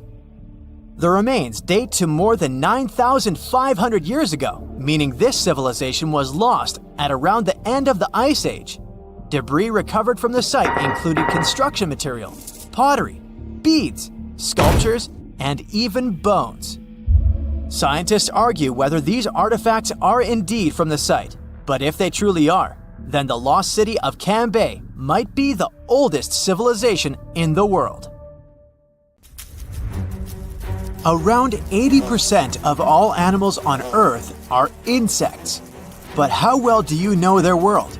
Let's see if you can guess whether these amazing facts are myths or true. Here's the first one. Cockroaches can run on 2 legs, just like humans. Myth or true? That's correct. Cockroaches don't do it just for fun. Running on 2 legs is more energy efficient because it's easier for their little brains to process. If you take a closer look at the cockroach, you're gonna spot that all pairs of legs have different lengths. This creates unnecessary drag when the cockroach needs to reach high speeds. Their nervous system can get overloaded and confused by trying to control all 3 pairs of legs. So, it chooses to move just 1 pair, the rear legs that use energy most efficiently. Check this out. A full moon makes mosquitoes bite 500% more actively. Myth or true? True. Just like werewolves, mosquitoes get fierce when the moon is full. That's because they use visual cues and receptors to spot their next dinner, and it's way easier to do so when the moon is full. Mosquitoes spot movement by detecting infrared radiation emitted by warm bodies at distances of up to 115 feet. Salt marsh mosquitoes took this to the next level. They're such gourmets that they can travel up to 40 miles just for the sake of eating. Only male mosquitoes bite. Does it sound real? Nope. In fact, only female mosquitoes do bite people or animals because they need a blood meal to produce eggs. On average, they take in about 5 millionths of a liter during one feeding. Meanwhile, male mosquitoes prefer eating plant juices, such as nectar. It's enough for them to get the necessary sugar and boost their energy levels. And since males don't bite, they cannot transmit diseases. But females, on the other hand, can get infected with germs when they bite sick people or animals. Here's the next fact. Alligator ticks are called so because they can reach the size of a crocodile. True or false? That's false, but still, it's the largest aquatic insect on Earth. According to Guinness World Records, toe biter, or sometimes called an alligator tick, can grow to be more than 4 inches long, which is basically the size of an average leaf. They can be found around the world, but they're especially common in North America. Toe biters perfectly blend into the landscape because their dark brown body mimics the leaves of the wetlands. They're predatory by nature. Usually they eat small tadpoles and other insects, but sometimes they take down bigger prey, like snakes and even turtles. Those who experienced meeting these creatures claim that their bites are the most painful injuries a human can suffer. Flies can poison your food just by landing on it. Myth or true? Unfortunately, that's true. Not only are flies annoying, but they also regurgitate some of their stomach contents when they land on your food. And houseflies are just one of many fly species that do so. Ugh! It happens because flies don't have teeth. Instead of chewing, they use their straw-shaped mouth to slurp their food. They secrete digestive juices on their future meal as they land on it, and once the food has been liquefied, the flies are able to slurp it up. But the real danger lies with their feet, not their mouths. Flies spend a lot of time walking on all sorts of dirty things, which can be sources of disease. Studies have revealed that flies can transfer bacteria even if they're only in contact with an area for a short period of time. So, if you ever spot some flies hanging around your food, it makes sense to cover it. Or, if you're concerned about your health, even forget about finishing your meal. Here comes the next fact. Females of toe biters carry their eggs on their backs. That's false. In fact, they lay eggs on their males' backs. After that, the future father carries the eggs as a backpack wherever he goes. As sweet as it sounds, this sight is still pretty disgusting, and it might send shivers down your spine. And more bad news. Even though they're called water bugs, they can fly.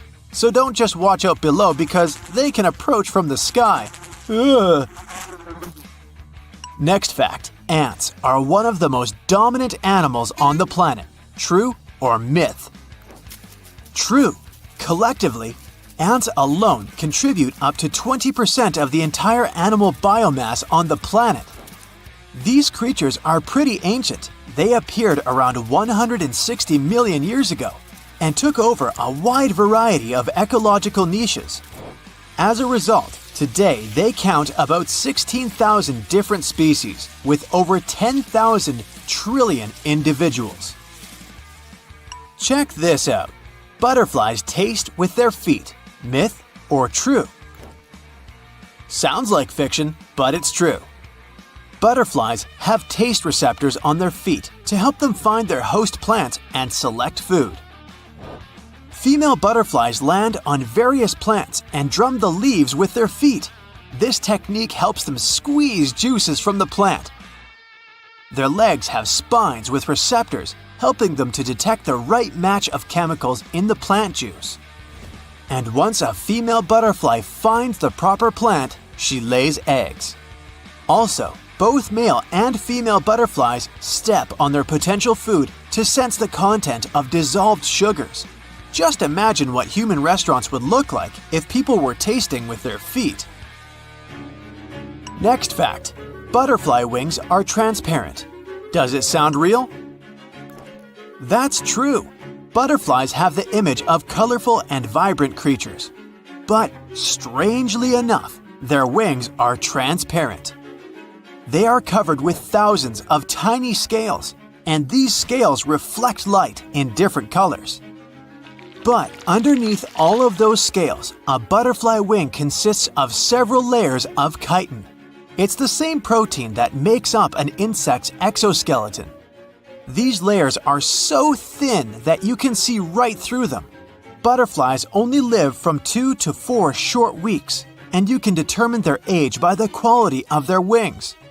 With age, the scales begin to fall off the wings, leaving transparent spots. Fruit flies were the first living creatures to be sent into space. Myth or true? True! A long time before sending dogs or humans into space, scientists studied fruit flies' reactions to radiation and space flights. This helped to predict how space conditions and zero gravity might influence human beings. because we share many genes with fruit flies. And after several decades of research, on February 20th, 1947, fruit flies became the first living organism to go to space and return. Next fact: caterpillars have 2 eyes. Myth or true? That's a myth. In fact, the majority of caterpillars have 12 eyes called stemmata. If you look closely, you can see 6 tiny eyelets on each side of the caterpillar's head. One pair of eyes is usually placed closer to the antennae. It's easy to believe that 12 eyes would guarantee excellent eyesight, but that's not the case. A caterpillar uses them to distinguish light and dark and navigate its way. That's why sometimes caterpillars move their heads from side to side. Maybe they just love rap music. But scientists believe that it helps caterpillars understand the distance between objects.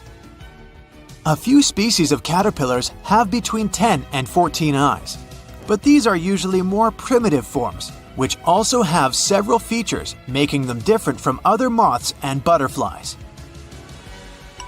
Scorpions can breathe underwater. Myth or true? That's false. Although scorpions are not very good swimmers, they can still store oxygen to survive underwater. And some species can hold their breath for up to 6 days. Scorpions can survive underwater thanks to the so-called book lungs, which actually look like a book. The pages of that book act like membranes that store oxygen. Since scorpions don't waste a lot of oxygen on dry land, they can just store the rest in their lungs. And once a scorpion enters the water, it has around 48 hours to hang out carefree. After that, it will need to come out of the water for the next inhale. And this cute little creature is called the northern pseudoscorpion. It's the breath-holding champion among scorpions. It can hold its breath for up to 17 days. Let's just hope it doesn't learn to fly.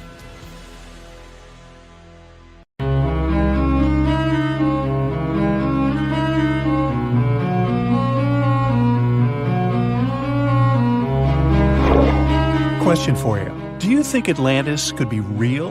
It remains as one of history's greatest mysteries. The legend began with Plato all the way back in ancient Greece, the tale of a civilization that formed and prospered before our own. Atlantis was supposedly a highly technological society, much like the Mayans. But, as the legend says, due to the people's greed, they were punished by a flood that destroyed and submerged their cities. Different theories try to guess Atlantis' location. Some say it was in the Mediterranean Sea. Some say it's beneath the Bermuda Triangle. But, as science has shown us, Atlantis may be only an allegory for humankind. Today, you'll discover several amazing underwater cities that you have never heard of. They existed indeed and are not just a myth. We're taking you on an excursion to the underwater city of Baia, which is on the coast of Italy. Known as the Las Vegas of the Roman Empire, Baia was a resort city. The Roman elite traveled there for recreation. Imagine an open-air spa. That was Baia. You can visit the submerged town by scuba diving and get close to that perfectly preserved, magnificent Roman sculpture, a true underwater wonder. You can spot the crumbled temples and buildings through glass-bottom boats. This is a moss-covered museum in Claudio's Nymphaeum. To your left, you can see a collection of classical Greek statues. Swimming down the Via Herculeana, you'll arrive at Villa Aprotio. Villas are Italian-style houses, and here you can admire their original marble floors. Notice the black and white patterns and the astounding shapes they make. Next, you'll arrive at Portus Julius. Can you see the collapsing wall structures at the bottom of the seafloor? You'll see well-preserved columns and limestone floors. Behold the ruins of the thermal baths of Lacus. The remaining multicolored mosaics are something great to see. You'll see their orange, blue, and green tiles if you get close enough. At Pisoni's Villa Pila, you'll see 25 preserved Roman pillars. Notice the arches, the frescoes nearby, and the magnitude of this well-kept treasure. The city was located over natural volcanic vents, so there were hot springs to be used at will. People went there looking to have an excellent time. And when I say people, I mean some of the great Roman emperors we learn about in school. Nero, Cicero, Caesar. But around the 8th century, the city was sacked and the luxurious town was abandoned. Slowly, the water level rose and the city started to drown. You were on a summer vacation off the coast of Greece, 4 hours outside of Athens, in the Peloponnese Peninsula on Pavlo Petri. You dust off your snorkel and head for a free dive on a bright sunny day. Sometime into the dive, you start noticing patterns on the seabed. 13 feet below the surface, the outline of familiar objects starts to appear, one by one. As you continue swimming, what looks like the outline of an entire city emerges before your eyes. You wonder how could water have taken the whole city? Rocks are perfectly aligned into what appears to be the foundation of a building. Nicholas Fleming, a British oceanographer on vacation in Greece, was the person that discovered Pavlo Petri. He was documenting the seafloor artifacts. The team found the site filled with pots, storage vessels, and tools. A quern stone, for instance, is a tool used for grinding grains and turning them into flour. Multiple amphoras, which were found then, indicate that this settlement dated back to the Bronze Age, 5,500 years ago, when people started living in towns. The settlement is believed to have lasted for over 2,400 years. Pavlo Petri is considered today the oldest submerged town yet found, and it's impressive that it wasn't a simple village. It was a vibrant port city with stone-built buildings, a marketplace, streets, and even squares. Let's continue our exploration and find secrets in other underwater cities. You are diving off the coast of the Ryukyu Islands. Pacific waters are far from smooth. There's a strong current pulling you into the deep sea. Suddenly, you see a huge structure thanks to the sunlight shining down on the seabed. At first, it looks like Machu Picchu's ruins across the globe in Peru. As you approach it, you slowly figure out its form. A pyramid-shaped structure, arches, staircases. It's something that could have easily been a palace or castle. Could this also be a sign of human activity? What you just saw is known today as the Yonaguni Monument. It also goes by the name of Japan's Atlantis. The entire monument is about the size of 5 football fields and the height of a 5-story building. Its most surprising feature is its expansive terraces that host large crowd gatherings. Explorers and scientists believe that Yonaguni dates back to 10,000 years ago. But whether it is a man-made structure or a natural formation is still under debate. For Japan's top marine geologist, Professor Masaki Kimura, Yonaguni is the heritage of a lost civilization. Kimura has dived into exploring the ruins over 100 times over the past 10 years. According to him, there are clear signs of human activity down there. The Triangle Pool, located on the monument's surface, is a triangle-shaped concave that is a historical symbol of water fountains in the region. There is also a giant turtle carved on the eastern side of the structure. And according to Kimura, turtles have an important cultural meaning. Several pieces of stone tools have been recovered from the site. Their estimated age dates back to 10,000 years ago. However, not all scientists are convinced of the same.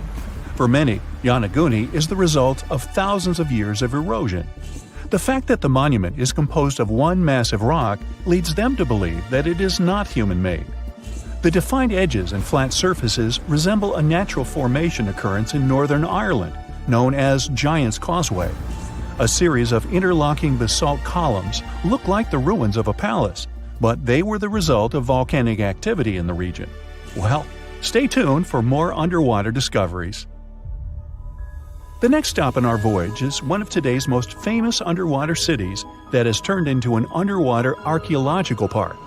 The city of Port Royal in Jamaica exists today only below the surface. But in 1692, it was one of the wealthiest cities in the Western Hemisphere. Port Royal was the center of the British Empire at the time, and an important trade city that attracted people from all over. It was also home to real-life pirates of the Caribbean. On the morning of June 7, 1692, the people of Port Royal met a different fate than they probably expected. The bars and restaurants beaming with life woke up shaking. People were taken out of bed with the power of a massive earthquake, estimated today at 7.5 on the Richter scale. One survivor says he saw the earth opening up and swallowing the town whole. What he said could be true, as the city was mainly built over sand. The ground sucked buildings, roads, and everyone above. Geysers erupted, and finally, waves as big as 10-story-high buildings hit the city. About 33 acres of the city disappeared underwater, and amazingly, most of its 17th-century remains lie in good condition under 40 feet of water. In the ruins, archaeologists have found taverns, storage rooms, kitchens, and recreational buildings used for diverse purposes. You can see a grand lion statue, a submerged bridge, and many picturesque arches. Now, do you fancy a trip to India? Just outside its coast lies another sunken marvel. A site known as the Lost City of Cambay is located on the Gulf of a similar name. It remained hidden until 2001, when the National Institute of Ocean Technology did a routine water assessment. With sonar technology, which sends a wave of sound to the bottom of the sea, they found something far beneath the surface. Images showed well-defined geometric shapes spread along a 5-mile stretch. The remains found dated to more than 9,500 years ago, meaning that this civilization was lost at around the end of the Ice Age. Debris recovered from the site included construction material, pottery, beads, sculptures, and even bones. Scientists argue whether these artifacts are indeed from the site, but if they truly are, then the lost city of Cambay would be the oldest civilization in the world. China plans on building a train that will connect mainland China to the United States. The track will start in the northeast region and then make its way through Siberia in eastern Russia. It will then go under the sea through the Bering Strait into Alaska in the US through a 125-mile underwater tunnel. It will then flow across Canada's Yukon Mountains and British Columbia and finally to the United States. And once there, it can connect to every major train station in America. The total distance, around 8,000 miles. This China, Russia, Canada, and US network was conceived in 2014 by a group of Chinese engineers who had a vision of a major transcontinental train track. They claim that if the project is built, then you will need just 2 days for a trip from China to America without having to go to the airport. A train ride is much smoother than a plane and offers people better opportunities to experience traveling near the ground rather than up in the air. And the trip itself can boost tourism across 4 countries. Even though a plane ride from China to the US takes just 14 hours, depending on where you're coming from, anyone will get to experience the joys of looking out of the window and seeing yourself whisk through the land. This new rail system will be 1,800 miles longer than the Trans-Siberian Railroad, which is the longest railroad in the world, and the tunnel itself will be 4 times longer than the English Channel. If the project gets the green light, then it would cost a total of $200 billion. Building on the main surface won't be so much of a hassle and won't be as challenging as one would expect. But the tunnel in the Bering Strait will require many skilled and experienced engineers to construct it. And they have already figured out how they're going to do it. It will be divided into 3 levels with 2-way traffic. The upper level will accommodate the high-speed trains, while the bottom level will be for the slow-moving cargo and passengers, while the middle level will be reserved for emergencies. The cargo train can move up to 100 million tons of cargo, which makes up 8% of the world's freight cargo between Europe, Russia, China, Japan, South Korea, Canada, and the United States. Passengers wanting to leave from Alaska to Russia and vice versa will only have to take a 20-minute high-speed train ride to their destination. The tunnel alone in the Bering Strait will cost around $35 billion. From start to finish, it could take anywhere between 12 to 15 years to complete. The project will involve many international firms and construction companies to help out with completing it. This could possibly be the most expensive project in history if funded properly. And it has to be strong enough to handle the icy waters in the Bering Strait and the strong waves around it. The China, Russia, Canada-America railway line would be the most expensive and ambitious mega project in history and would take years to complete.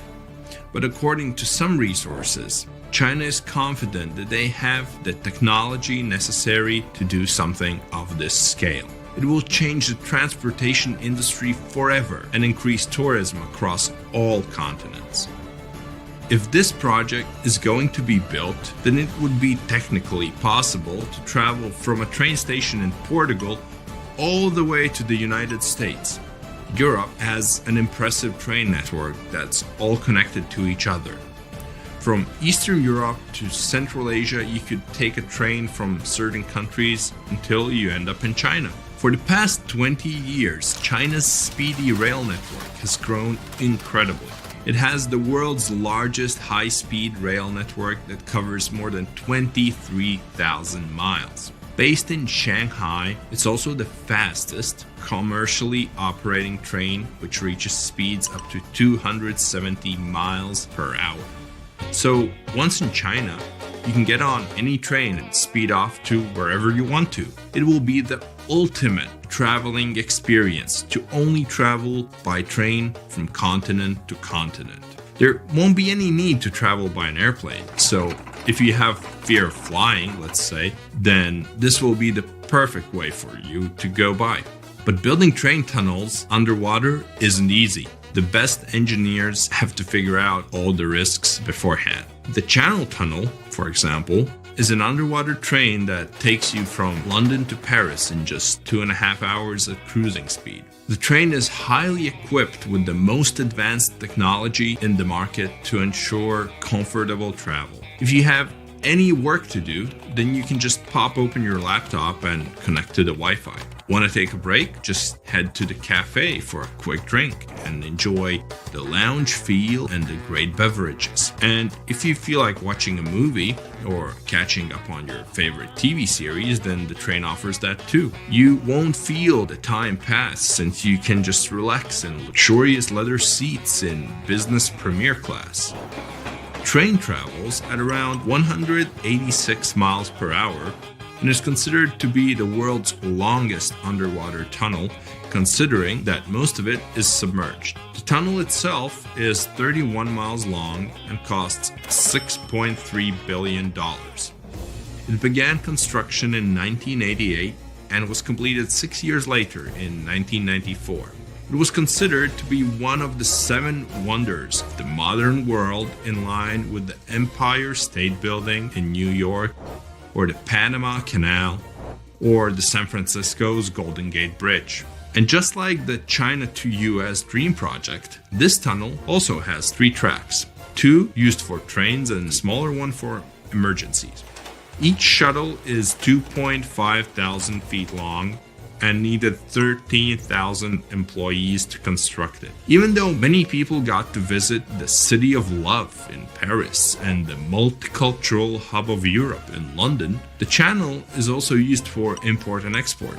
According to some reports, 26% of traded goods travel between the UK and the rest of Europe each year using the tunnel. China approved the first underwater speed train from the port of Ningbo near Shanghai to Zhoushan, which is a group of islands on the east coast of China. The brand new railway will stretch for around 50 miles, with a decent part of it built underwater. What makes it cooler is that the train will rely on a magnetic track where the train cabins will float in the air on the tracks and speed away. If this project becomes a reality, then it will most likely feel like riding in a royal carriage. You can book cabins and rooms with multiple bedrooms and accommodations. You'd be treated like a guest of honor at any ceremony. Constant entertainment and food are yours all day long. Ticket prices may vary, but still be expensive, so not everyone could afford it. There's high-speed Wi-Fi, of course, in all areas, with some of the best seats in the world.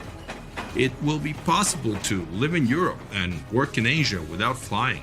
Even living in Russia and working in Alaska can be a reality. And if you were in the US, you can also remain on the ground and still get to London via the network. And once you reach Europe, you'd have to take the train to Paris and then the channel to London. But there hasn't been any news on the project so far. It hit an economic wall and is still in the conceptualizing stages. Many critics didn't hold back on how this project could not revolutionize the transportation industry, but might instead sink it into more depth. They claim that cargo ships and flights are just as good and a lot cheaper, so there's no need to put such large amounts of money for something that maybe only a handful of people can use. Moving cargo through trains won't necessarily be as fast as planes or ships. If this train network replaces shipping and flights, then many people who work in aviation would have to change jobs and move on to trains. Of course, something like this wouldn't happen overnight and would probably take decades. This project might even open doors for countries in Asia and Africa to build mega network speed trains all connected to each other. You might one day travel by train from South Africa all the way to the United States, passing through Africa, the Middle East, Central Asia, China, Russia, and eventually the US. And if the train network expands even more, it can reach all over South America, which would make your trip even longer. It could reach every continent in the world except Antarctica. Imagine a worldwide railway network of high-speed trains connected to every station on Earth. Canada is known for its snowy mountains, untouched forests, pristine lakes, friendly, helpful people, eh? And that delicious maple syrup. Now they get to add something else to the list: the world's oldest water. Back in 2016, researchers drilled down 1.9 miles and found an ancient pool of water at Kidmine, Ontario. The water was believed to be at least 2 billion years old. Not fresh water. The water was found bubbling up in caverns deep underground, inside the 3 million square miles of the Canadian Shield, one of the world's largest geological continental shields. The area endures very little plate tectonic activity, possibly explaining how the water remained untouched for so long. Scientists and researchers analyzed the water and found dissolved gases of helium, argon, xenon, and neon, untouched by any outside source. There were even traces of microbes dating back billions of years. This was a stunning find for science that allowed us to gaze back in time at a lost world. If life-supporting water can be found miles below the Earth, it could be possible to find the same thing on other planets like Mars, Saturn, and Jupiter's moons as well. Point Nemo is the furthest point from land on Earth, officially called the Oceanic Point of Inaccessibility, kind of like my parking space. It's so far from land that the closest humans to it are usually astronauts. The International Space Station orbits the Earth from around 250 miles away, while the closest populated spot to Point Nemo on Earth is more than 1,670 miles in all directions. Since its real title is a bit long, it was nicknamed Point Nemo after Captain Nemo from Jules Verne's 20,000 Leagues Under the Sea. Nemo means no one in Latin, which suits this area perfectly because there's no people around. The Crooked Forest is found in Gryfino, Poland. It's a grove of 400 unusually curved pine trees that were planted around the 1930s. They bend northwards at a sharp 90-degree angle from the tree's base, but then remarkably turn back to grow straight up into the sky. Some of the curves reach out 3 to 9 feet sideways, but the trees are healthy and many grow to nearly 50 feet tall. These crooked pines are surrounded by a larger forest of straight-growing pines. There's no explanation as to why they're bent the way they are. The theories for this strange development range from weather conditions to human intervention, but no one knows for sure. The Hamza River is one of the longest and widest rivers in the world, and it sits right underneath the Amazon River itself. At a depth of 2.5 miles, this river flows a little more than a trickle compared to the Great River above it. The push of the Amazon River's water into the Atlantic is around 35 million gallons per second, while the Hamza only manages 1 million gallons per second. Either way, there's no choice but to go with the flow. Around the same length as the Amazon itself, 3,700 miles, it's the width that stunned the science world. It's 125 to 250 miles wide, compared to the Amazon's width of about 1/2 mile to 60 miles wide. The Cave of Crystals was discovered in 2000 when miners drained water from a zinc mine in Chihuahua, Mexico. The state, not the dog. What scientists found was an enchanting cave filled with colossal gypsum crystals that were larger than 33 feet and over 3 feet wide.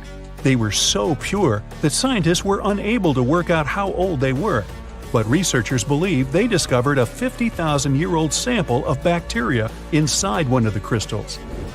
Also known as the River of Five Colors, Caño Cristales is one of the most amazing natural wonders in all of Colombia. The area is filled with waterfalls, pools, and caverns, but the river itself is the true wonder. Every year, between June and November, the river hypnotizes spectators with amazing yellows, greens, blues, blacks, and red shades to create a liquid rainbow. A red plant that grows in the riverbed is the main cause of this unique phenomenon. Other colors come from the black rocks, green algae, clear water, and yellow sand, producing a pearly effect. The colors change every year because of the plant's growth from rainfall, temperature, and sunlight. During the rest of the year, the riverbed appears in a dull green hue. Scientists in Hawaii discovered that red algae were making sounds in the waters around coral reefs. The noise was believed to come from the loud snapping shrimp, until researchers put the sound and presence of algae together and started monitoring the bubbles. As the algae use photosynthesis for food, they produce tiny bubbles that collect on their surfaces. When the bubbles separate off the plant, they make a ping or popping sound. Reefs can be smothered and suffocate if they're covered by too many algae. Discovering that photosynthesis makes a sound could be useful for the reef's preservation. The algae could provide early warnings for scientists, so they can stop these vulnerable areas from being overrun. After heavy rains and seismic activity hit Kenya's Great Rift Valley in March 2018, a vast chasm expanded across the land. The rift measured quite a few miles long and was over 50 feet wide in some parts. Essentially, it was tearing Africa in two. Africa sits on two tectonic plates, the Nubian and the Somali plate. Deep below Earth's surface, driven by the active mantle, the plates are being pulled apart. This creates the huge, extraordinary rifts we see on the surface. It will take millions of years for the large continent to actually separate into two pieces. I won't be around then. But when it does, it'll also create a new ocean basin. The Eucalyptus deglupta thrive in the tropical forests of Indonesia, Papua New Guinea, and the Philippines, and they're like something straight out of a video game or fantasy movie. Growing up to an enormous height of 250 feet in its native environment, this one-of-a-kind tree has bark that displays green, bright blue, orange, purple, and red streaks as it ages, kinda like me. As strips of bark fall away, the tree's colors change, and the bright green inner bark is revealed. Off of the beautiful island of Mauritius in the Indian Ocean, there's a spectacular view that has to be seen to believe. You'll need to hop on a plane to get a bird's-eye view, though. What looks like an underwater waterfall is actually sand from the shores being pushed off of a high coastal shelf by ocean currents. It falls all the way into the deep dark depths of the ocean on the southernmost tip of the island. Most of the ocean waters around the island are only 26 to 490 feet deep, but this deep plunge drops down a few miles, creating the illusion of a waterfall. This oceanic shelf didn't exist a few million years ago, but seafloor spreading has created this quite recently. The walking trees of the Amazon are one of the most unique and puzzling ways plants move to get to the perfect spot for everything they need. These trees walk by allowing the new roots to replace the older ones while searching for more sunlight in the dense forest. As the roots fix themselves into the new soil, the tree bends towards the new roots, leaving the old roots to slowly rise. Traveling to a new place with better sunlight and more solid ground can take a couple of years. This is because they only move around 0.8 of an inch a day, or around 65 feet a year. Now you can just imagine this going on in your front yard. You plant the tree here, and next year it's all the way over there. Ah well. Down in southern Costa Rica, 300 stone petrospheres are dotted all over the forest. Some weigh as much as a bowling ball, while others can be up to 15 tons. Their purpose and how they were made so long ago are lost to us. Discovered in the 1930s, a lot of them were removed and transported around the world. It wasn't until the 1970s that we began to preserve and protect these stones. While the stones are mostly a mystery, archaeologists know they're made from granodiorite rock, similar to granite. If they were carved by a civilization, their near-perfect shape must have been made by chiseling away with small stones. Ethiopia's Danakil Depression is an environment that looks like it belongs on another planet. Filled with lava pools, bright neon-colored hot springs, and vast salt flats, it's also the contender for the hottest year-round temperature of 93 degrees Fahrenheit. Poisonous gases fill the area with hot springs filled with acid. Worse, it only receives up to 8 inches of annual rainfall. It's also one of the lowest places on the planet, at 410 feet below sea level. No wonder it's one of the most inhospitable places on the planet. Hey, sounds great. No crowds. Let's go. Now, the Mariana Trench is the deepest and probably the most enigmatic place on Earth, whatever that means. Bizarre creatures, such as deep-sea anglerfish, frilled and goblin sharks, barrel-eyed fish, hatchet fish, live in a crescent-shaped trench in the western Pacific. Just 3 people have ever descended down the Challenger Deep in the southern end of the Mariana Trench. There, at a depth of almost 11,000 feet, vents are bubbling up carbon dioxide and liquid sulfur. Mud volcanoes erupt under the pressure 1,000 times greater than at the surface. And so, it's no place I want to go. So bye! Get back in there. Alright, since you clicked, yeah, you're about to visit places no less mysterious and creepy than the Mariana Trench. Your first stop is Mexico, the Yucatan Peninsula to be precise. See those bottomless sinkholes filled with crystal clear water? It's fresh water that overlies salt water seeping from the sea. The sinkholes are called cenotes. The Mayans believe these natural wells were the gateways to the underworld. Thousands of cenotes, created by collapsed limestone bedrock, form one of the world's longest underwater cave systems. You can easily get lost in this tangled, mysterious network. Now it's time to visit the Caribbean. There, you'll get to a depth of almost 8,000 feet to see the Van Dam vent field. The hydrothermal vents fire out streams of muddy, scalding water, with the temperature reaching 400 degrees Fahrenheit. That's almost enough to bake a pizza. These mounds are made of talc, a substance you can find in baby powder. The Van Dam vent field is an oasis for odd species. One of those is kind of a creepy shrimp without eyes. Instead, they're equipped with patches of light-sensitive cells on their backs. Now, you don't have to travel far away. The next enigma on your list is also in the Caribbean. Just off the coast of Belize, there is a giant sinkhole. It's also blue. Yep, that's the Great Blue Hole. The thing is about 1,000 feet across and more than 400 feet deep. Once, a long time ago, this hole was a cave until rising waters filled it, making it collapse in on itself. The deeper you descend into the Great Hole's crystalline waters, the darker it becomes. You see tons of stalactite-filled caves, but don't even try to enter them unless you want to get hopelessly lost. Once you reach a depth of 50 feet, you notice the water shimmer. That's the invisible line dividing the sinkhole's salty top from the freshwater abyss. Time to get out of there. Who knows what you might come across in the murky depths? Your next destination is off the Pacific Northwest coast. Almost 500 streams of methane bubbles were discovered there several years ago. Because of the bubbles, the vents got the name champagne seeps, which sounds better than the fart spas. Scientists are still puzzling over this phenomenon. Where does the methane come from? Underwater cows? Why is its temperature warmer than that of the surrounding ocean? And most importantly, what would happen if you managed to light a match somewhere near a large bubble?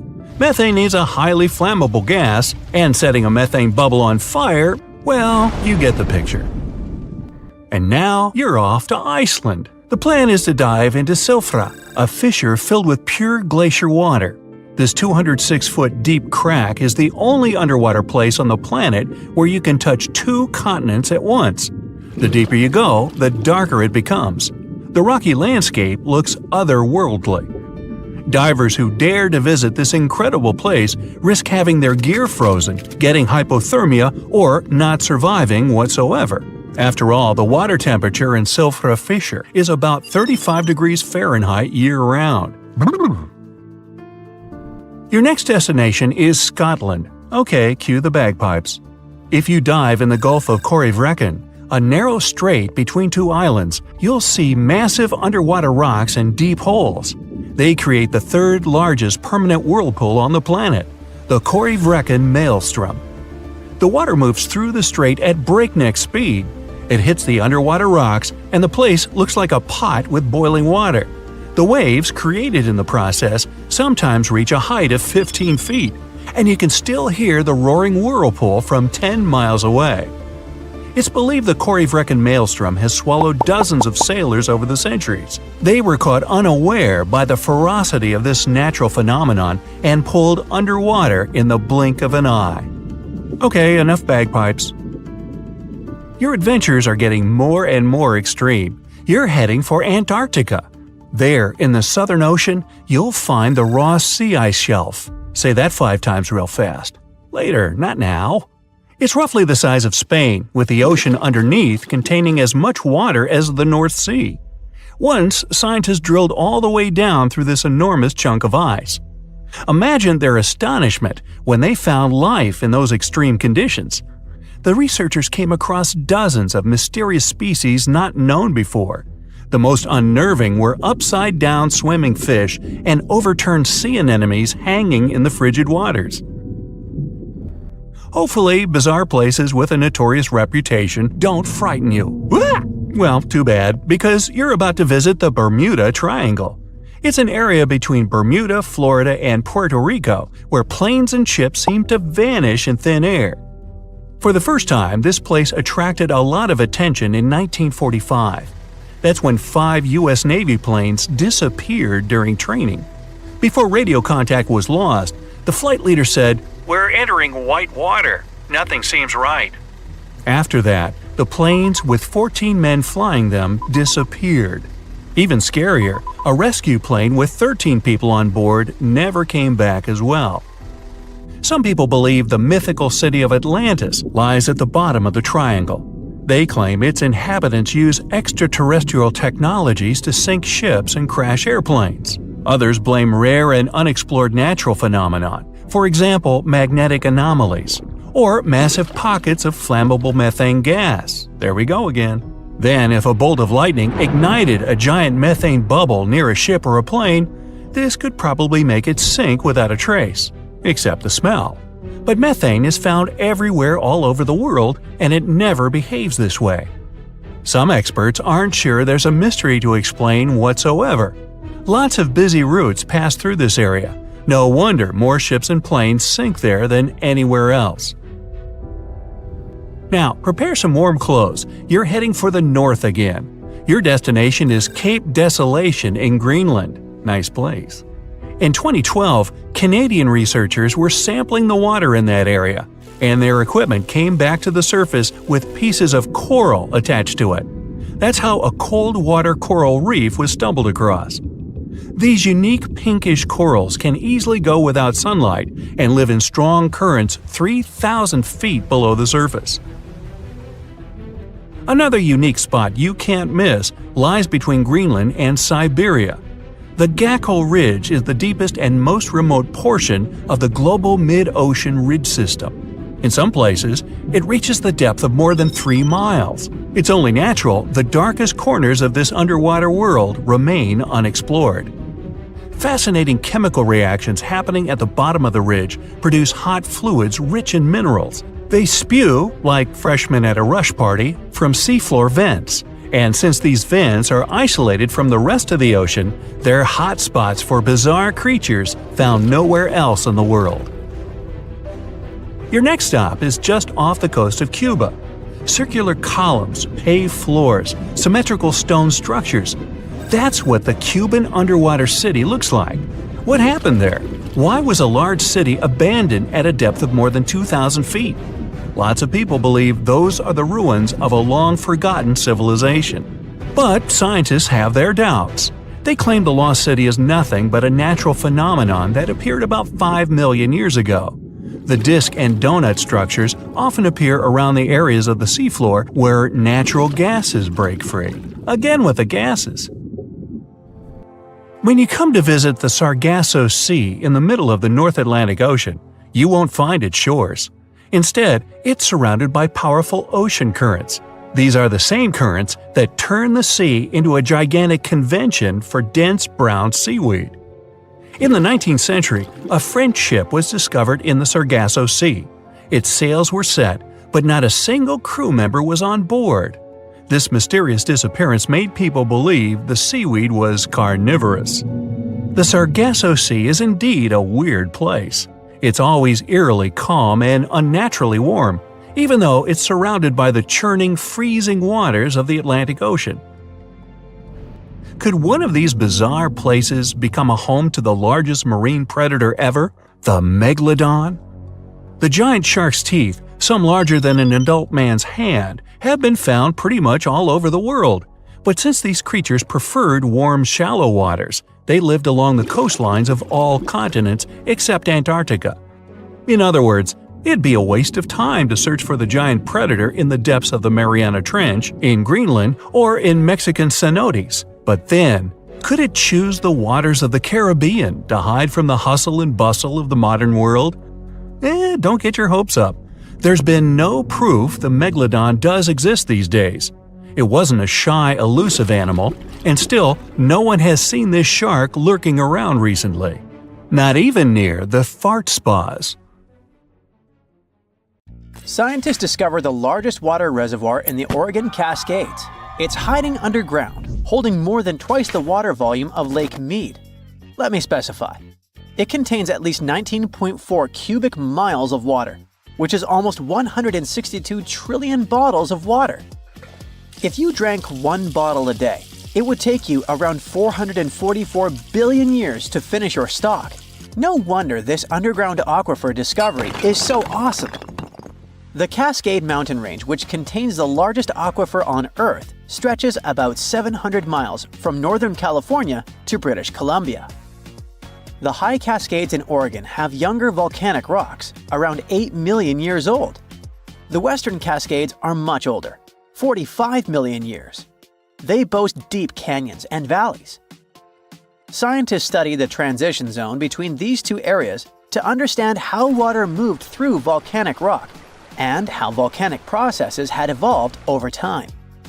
In the process, researchers measured rock temperatures at different depths. That's when the underground aquifer discovery happened. Normally, deeper rocks should be hotter because it's closer to the Earth's interior. But, to everyone's surprise, in several areas, the temperature stayed the same even at greater depths. Well, this was a strong clue that water was flowing through the rock and cooling it down. In other words, the Cascades function like a natural water tower, storing and slowly releasing water into rivers and streams. These geological water findings are important for two main reasons. First, it's our potential water source for the future.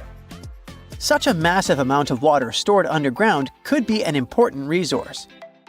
So far, we don't know how long it will remain in its current state and how resilient it's going to be to changes. So, we need more research to properly manage its use. Secondly, it affects volcanic activity. When water seeps deep underground and reaches magma, it instantly turns into steam, creating extreme pressure that can trigger explosive volcanic eruptions. Understanding how much water is stored in volcanic rock could help predict future eruptions and the risks they pose. Now, even though this discovery is exciting, there are still many unanswered questions. Like, how does this water move through the volcanic rock? Or how much of it is actually usable as a water resource?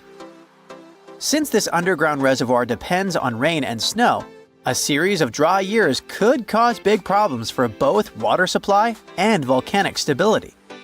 Researchers are now working to understand the full impact of the Cascades volcanic water reservoir and how to manage it responsibly. But let's look closely at the geological wonder that is the Cascade Range. Picture this: a massive mountain range stretching all the way from Northern California up to British Columbia, cutting right through the middle of Oregon. That's the mountain range we're talking about. In Oregon alone, it's about 260 miles long and up to 90 miles wide, covering 17,000 square miles.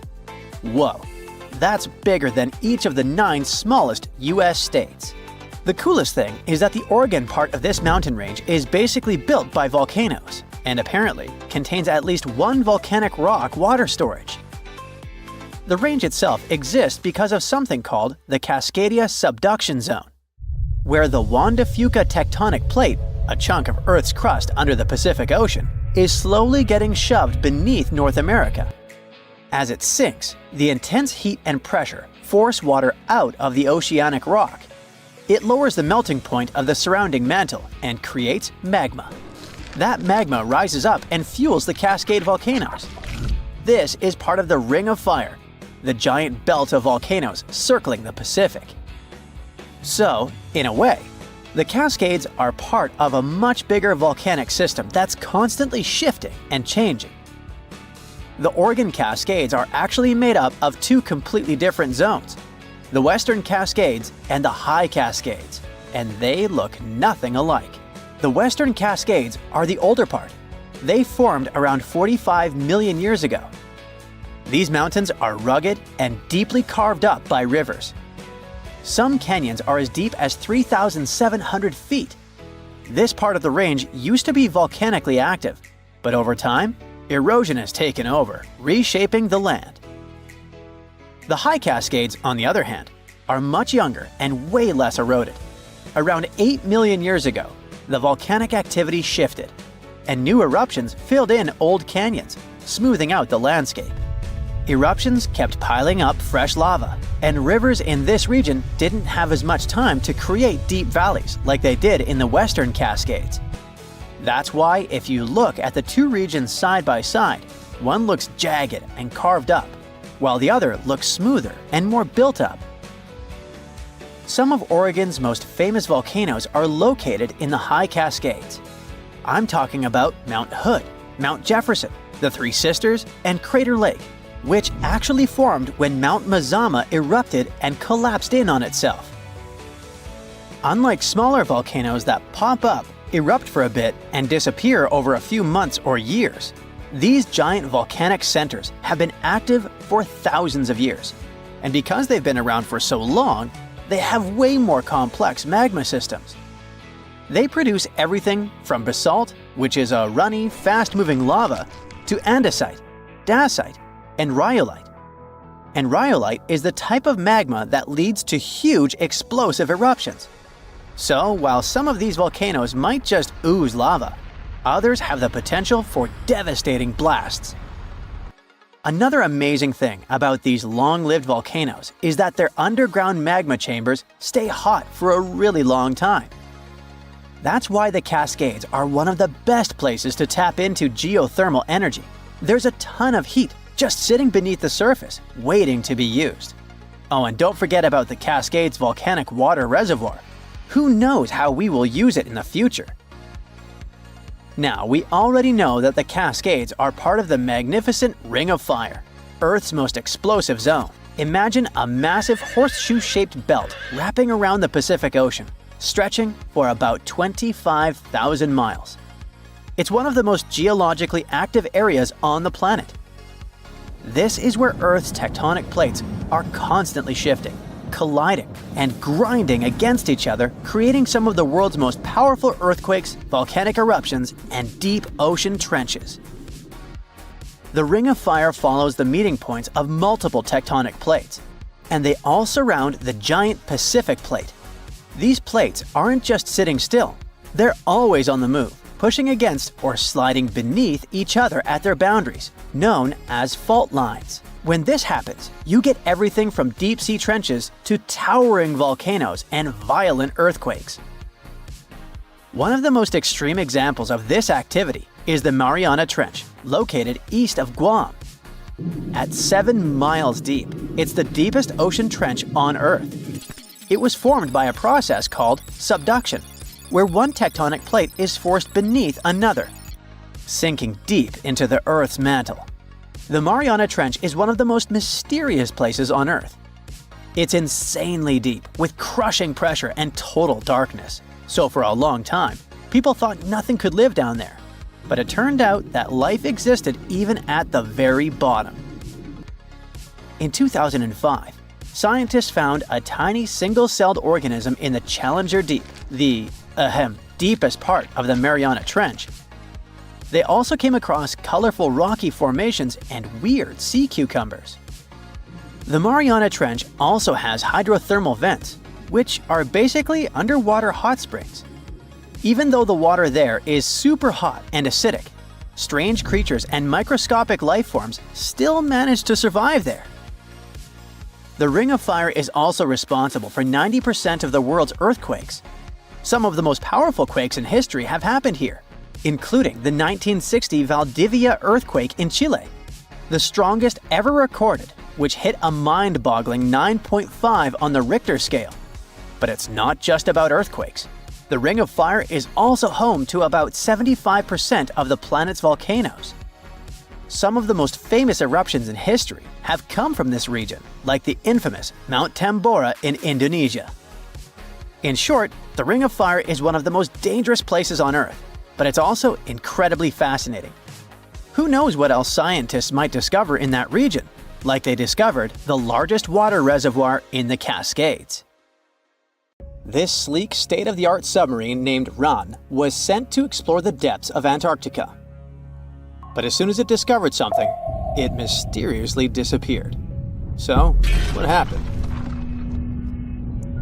It all started when scientists wanted to explore one of the most remote and mysterious places on Earth, the Dodson Ice Shelf in West Antarctica. This ice shelf, silent giant, stretches 30 miles wide. That's almost the length of New York City. It stands between two icy promontories, the Martin and Bear Peninsulas, and it hides an entire world of geological mysteries. If you think that Antarctica is nothing but a desert of super thick snow and ice, you're wrong. There are entire landscapes hidden deep down there. The underside of the Dodson Ice Shelf is a rugged, dynamic terrain shaped by the slow, relentless forces of nature. There are towering ice formations, deep troughs, and bizarre structures stretching for hundreds of feet. Scientists are super curious about it, but as you can imagine, this landscape isn't easy to explore at all.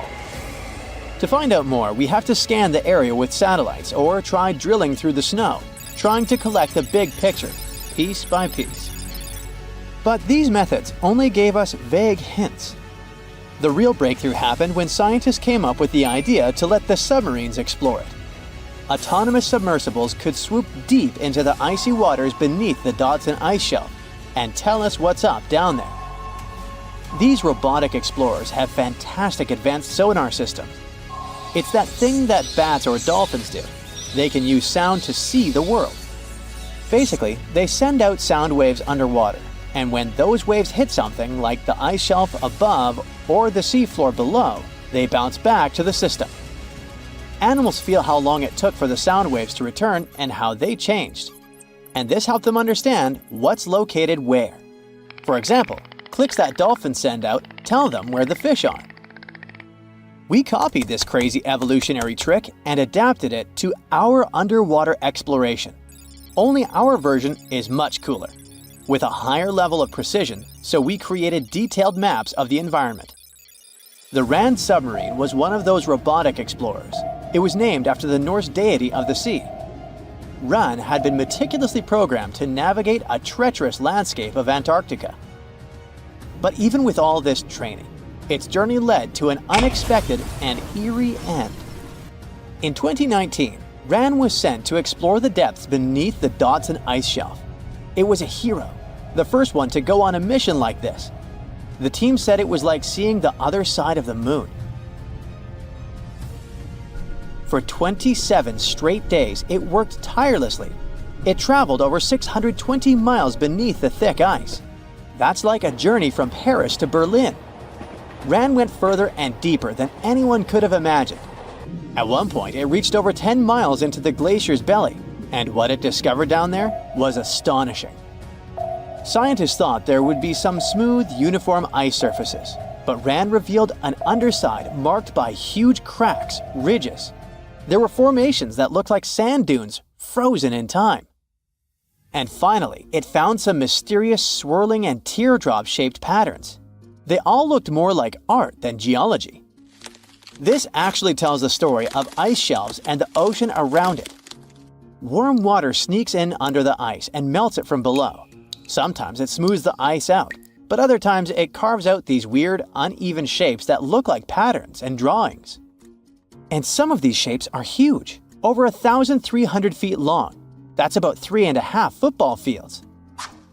The reason why they look like swirling doodles is because the Earth spins. It makes the water turn in special ways, bending the shapes and drawing these spirals. It's called the Coriolis effect. Imagine you were on a merry-go-round and tried to throw something like a ball. It would go in a curve, not a straight line. Same thing happens with the water on Earth. Later, scientists found similar patterns in other Antarctic ice shelves, though they weren't as epic as the ones under Dodson. But RAN also discovered something horrifying. Turns out that these warm waters, aside from being great artists, are also a huge danger. The Dodson ice shelf isn't just hanging out serenely on the sea. It's part of a very delicate system and acts as a protective barrier that holds back huge glaciers in West Antarctica.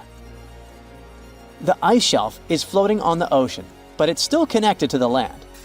As warm water sneaks underneath it and the ice melts, the Dodson can't hold on to the land as tightly anymore.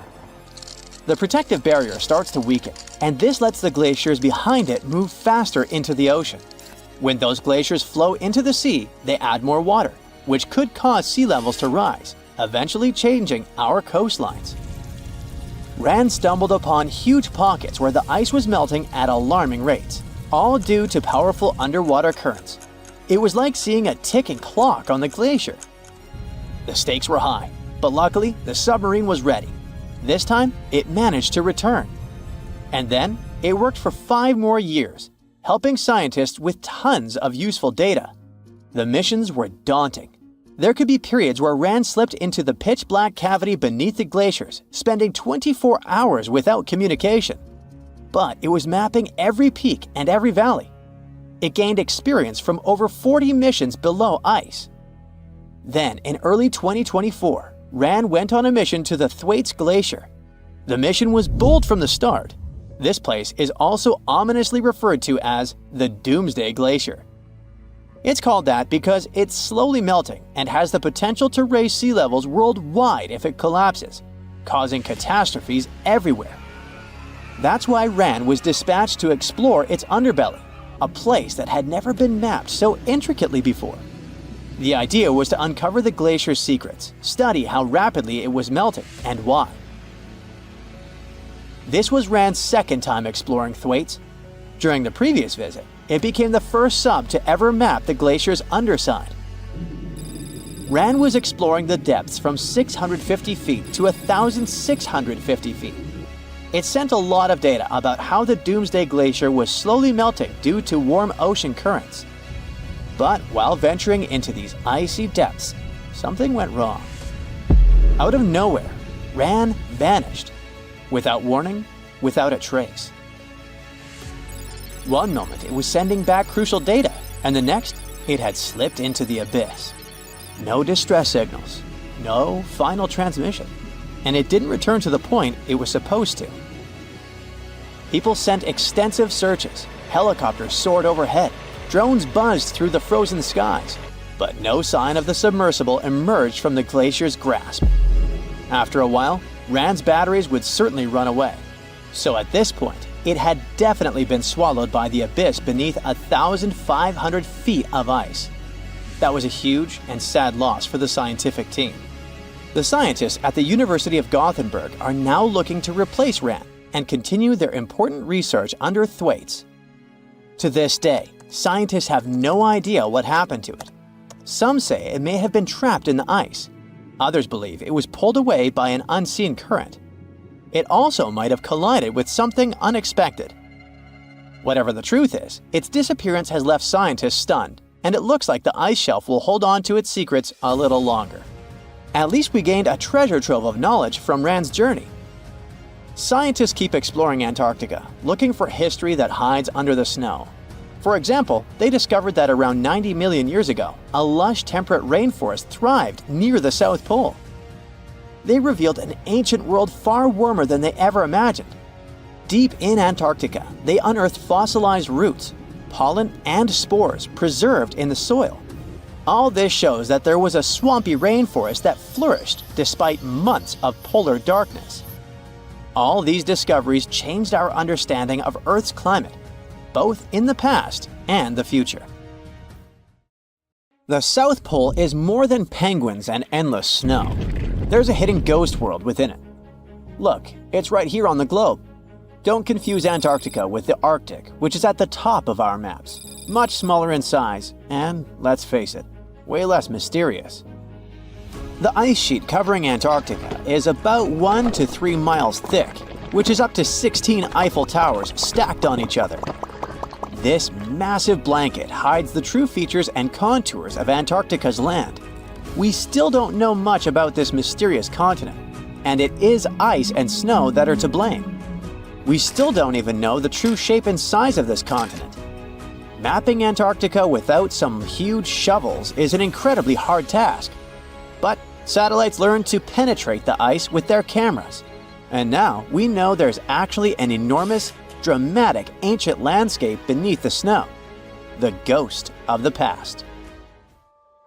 About 90 million years ago, Antarctica was a much warmer place. It was actually a lush rainforest with tons of plants and probably teeming with life. It even had rivers flowing through it. Then the ice came. This happened about 34 million years ago, during the transition from the Eocene to the Oligocene, when our planet cooled significantly. It was the beginning of one of our several ice ages. The land remained, but now was hidden under ice and snow that got thicker and thicker. To a regular eye, Antarctica turned into a white desert, vast, flat, and featureless. Time went on. This massive ice sheet moved around, smoothing and shifting the ground beneath it. Over the millions of years, it changed what the land looked like. Now, if we looked under the ice, it wouldn't hold any signs of the original South Pole, except for one place. In areas where the ice is especially thick and doesn't move much, like in East Antarctica, it has actually worked the other way around. It became like a super thick blanket that protects the land. Normally, things like wind or rain slowly wear away the ground over time, changing its shape. But since we have this protective ice blanket, it prevents these natural processes from reaching the stuff underneath. So, the ground stayed almost the same for millions of years, like it's been frozen in time. This special area near the Aurora and Schmidt subglacial basins has become the ghost of Antarctica's landscape. This place was barely touched even since it was first covered in snow 34 million years ago. This is a historical footprint, a place that can tell us what Antarctica's ground looked like before it became a freezing nightmare. As scientists peered under East Antarctica, they saw an amazing ghost. The traces of the rivers that were flowing there millions of years ago, various valleys, and some weird little islands, as well as 3 big chunks of land shaped like the letter U. Hey, what's that all about?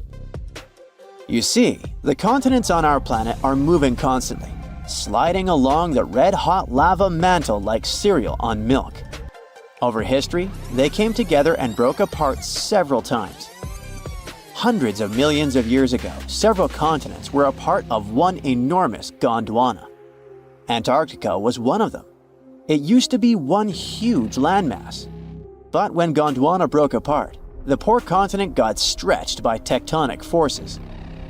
Parts of land were pulled away from each other. Whoosh! And they got torn apart. And that's how we got these big chunks or blocks of land under thick layers of ice. In any case, scientists now want to explore this ghost a bit more. But to study it deeply, they need to actually drill down through the ice, like using a straw to get to the bottom of a thick shake. This will help them pick up some rocks and dirt from way below to learn more about the Earth's history and climate. Antarctica is the 5th largest continent in the world, approximately bigger than the entirety of Europe or Australia, competing with the entire South America in size. Aside from East Antarctica, we discussed there are several more regions: Antarctica Peninsula, South Pole, West Antarctica, and the Ross Sea. The continent is basically a frozen sandbox, and all its hidden, mysterious landscape is actually less explored than Mars's terrain. We only know for sure that without ice, it wouldn't just be flat and empty, but an entire world full of big mountains, huge canyons, and even fiery volcanoes. Some of these volcanoes are so huge that they peak above the layers of snow. In West Antarctica alone, there are at least 138 volcanoes, though only about 8 or 9 are active today. One of the craziest ones is Mount Erebus, the southernmost volcano and the tallest one on the continent, about 12,500 feet high. And deep beneath the ice sheet, this guy hosts incredible, beautiful subvolcanic caves.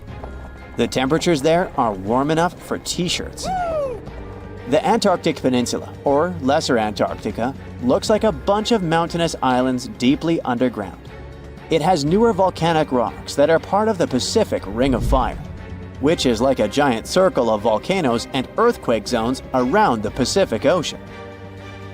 The Greater Antarctica is a huge part, almost as big as Australia. It consists of East Antarctica and the South Pole. Beneath the ice, it's a place of rocks that have been around for a very, very long time, including the special zone we mentioned. You probably know that Antarctica is nearly devoid of humans. No wonder, with a mean temperature of about -46 degrees Fahrenheit.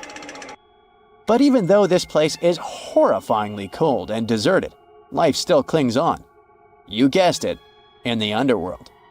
In 2017, scientists found DNA traces of algae, moss, and even possibly unknown small animals in the deep caves. That means that even in such crazy conditions, there are still unique ecosystems thriving in little isolated warm pockets beneath the snow. There was another incredible find beneath Antarctica's Ross Ice Shelf, a lively ecosystem vibing within an underground river. Scientists have long suspected that Antarctica's underworld should have some freshwater lakes and rivers. One day, a satellite spotted a groove there. They decided to explore it and used a hot water drill to melt their way through the ice. As they reached the underworld, they dropped a camera into one of those hidden fresh rivers. And at first, they thought they'd find just some rocks or something. But instead, they stumbled upon hundreds of amphipods, tiny shrimp-like creatures. Little ones instantly swarmed around the lens. Shrimps blocked the camera and scientists couldn't check out what they wanted to. Pretty funny, but at least that means that there really is an important ecosystem deep within Antarctica. Now, they're gonna explore it. And all this is just the beginning of the mysterious underworld. Antarctica's snow also hides the deepest canyon on Earth under the Denman Glacier. Well, Mariana Trench is still the deepest point on Earth, but it's a part of the oceanic crust, geologically speaking. Also, in 1958, explorers found a huge mountain range under the ice, as big and tall as the famous Alps Mountains. The range stretched for about 745 miles with peaks as high as 1.7 miles. And all this magnificence is buried under tons of ice. Who knows what else we might find there? Antarctica holds about 60% of our entire planet's fresh water, which means it would be pretty bad if it melted.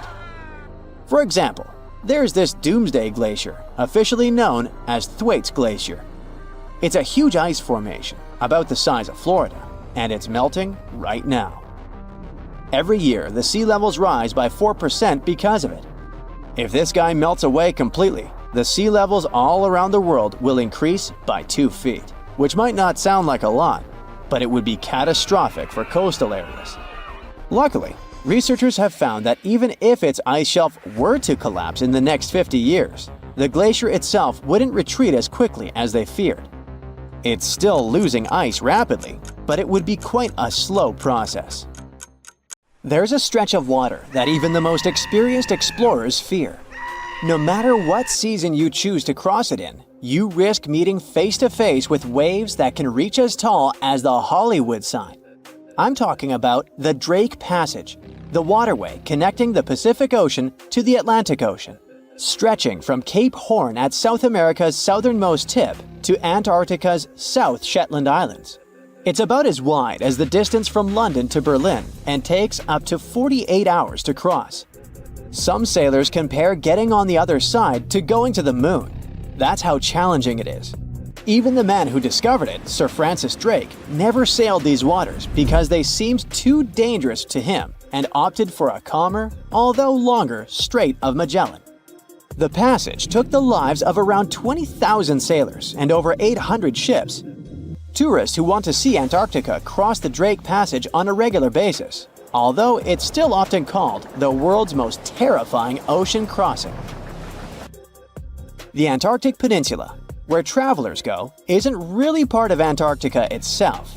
It sticks out and points towards South America like two fingers almost touching it. The water gets squeezed between these two land masses, making strong ocean currents. The passage is part of the Antarctic Circumpolar Current, the largest ocean current on Earth. The water rushes through the passage at a speed between 95 and 150 million cubic meters per second, which makes it rougher. And then there are winds that usually blow from west to east and are very strong between 40 and 60 degrees latitude. That's why those areas are called the Roaring Forties, Furious 50s, and Screaming 60s. Land slows down winds, which is why storms hitting Ireland and the UK get weaker as they move east. But Drake's latitude is the only place where winds can blow all around the Earth without being stopped by land, so they keep getting faster. These strong winds turn into huge waves that can hit ships really hard, normally around 13 to 16 feet tall. They're much higher than waves in the Atlantic.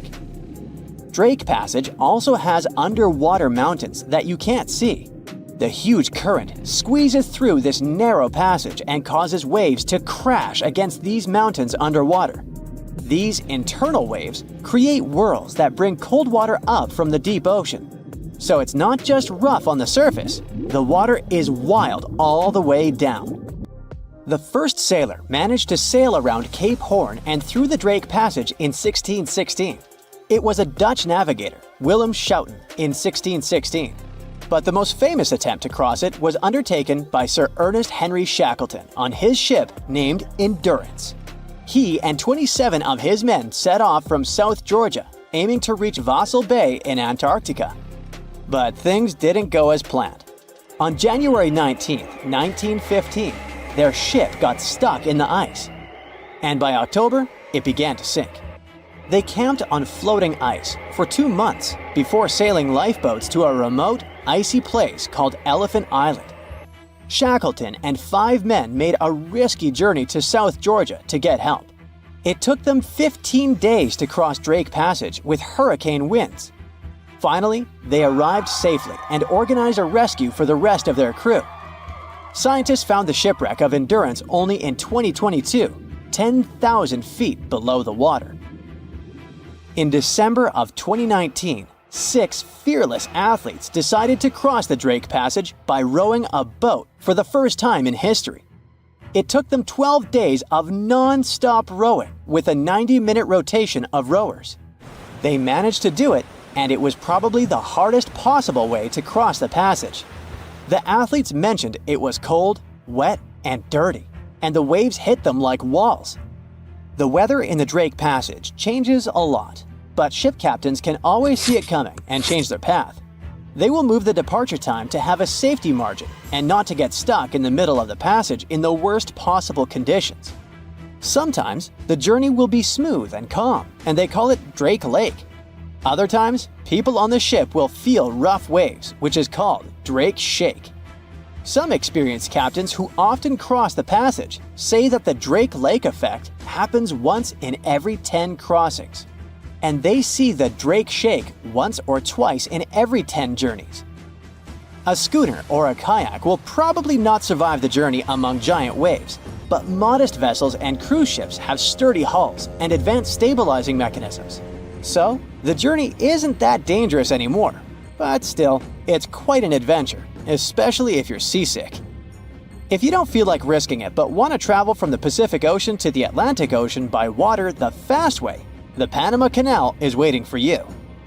People first started thinking about making a water path across Panama in the 16th century. Back then, a Spanish explorer found out that only a thin piece of land separated the two oceans. But it seemed impossible to build it because of the mountains and thick jungle, so the idea had to wait a couple of centuries. Finally, in 1880, France, led by the man who built the Suez Canal in Egypt, tried to make the canal. But the people who started the construction soon found out it was much harder than it looked on a map. The land in Panama was one of the toughest and most dangerous places to dig a big waterway. Workers had to literally move huge mountains in a jungle full of snakes, where it was really hot and rainy. During the wet season, heavy rain turned rivers into wild rapids and soaked the workers.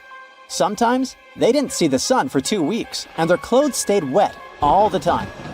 Big rocks were falling, and tiny mosquitoes that carried malaria made people very sick. And then, an earthquake happened on top of everything. They were losing thousands of people.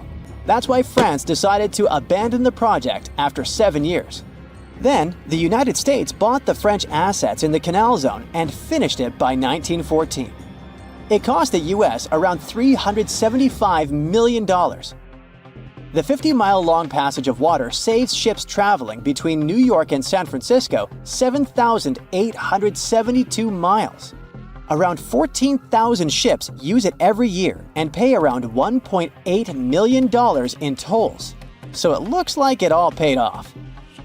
Another challenging waterway in this part of the world is the Amazon River.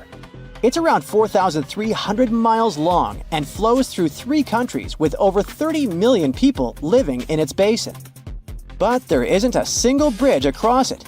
The river has many marshes and soft soils, so engineers would need to build very long bridges and very deep foundations, which costs a lot of money. Building bridges over deep water is tough, but in other places in the world, engineers can use things like floating platforms to help. The river's path and water levels change a lot during the year. During the dry season from June to November, the river is usually 2 to 6 miles wide. But in the wet season from December to April, the river can become as wide as 30 miles. And the water level can rise by 50 feet. That's why they can't build floating bridges or pontoons. The riverbanks are made of soft dirt that moves and erodes with the seasons, and it makes things even harder. It would have to be an absolutely unique project to overcome all these challenges.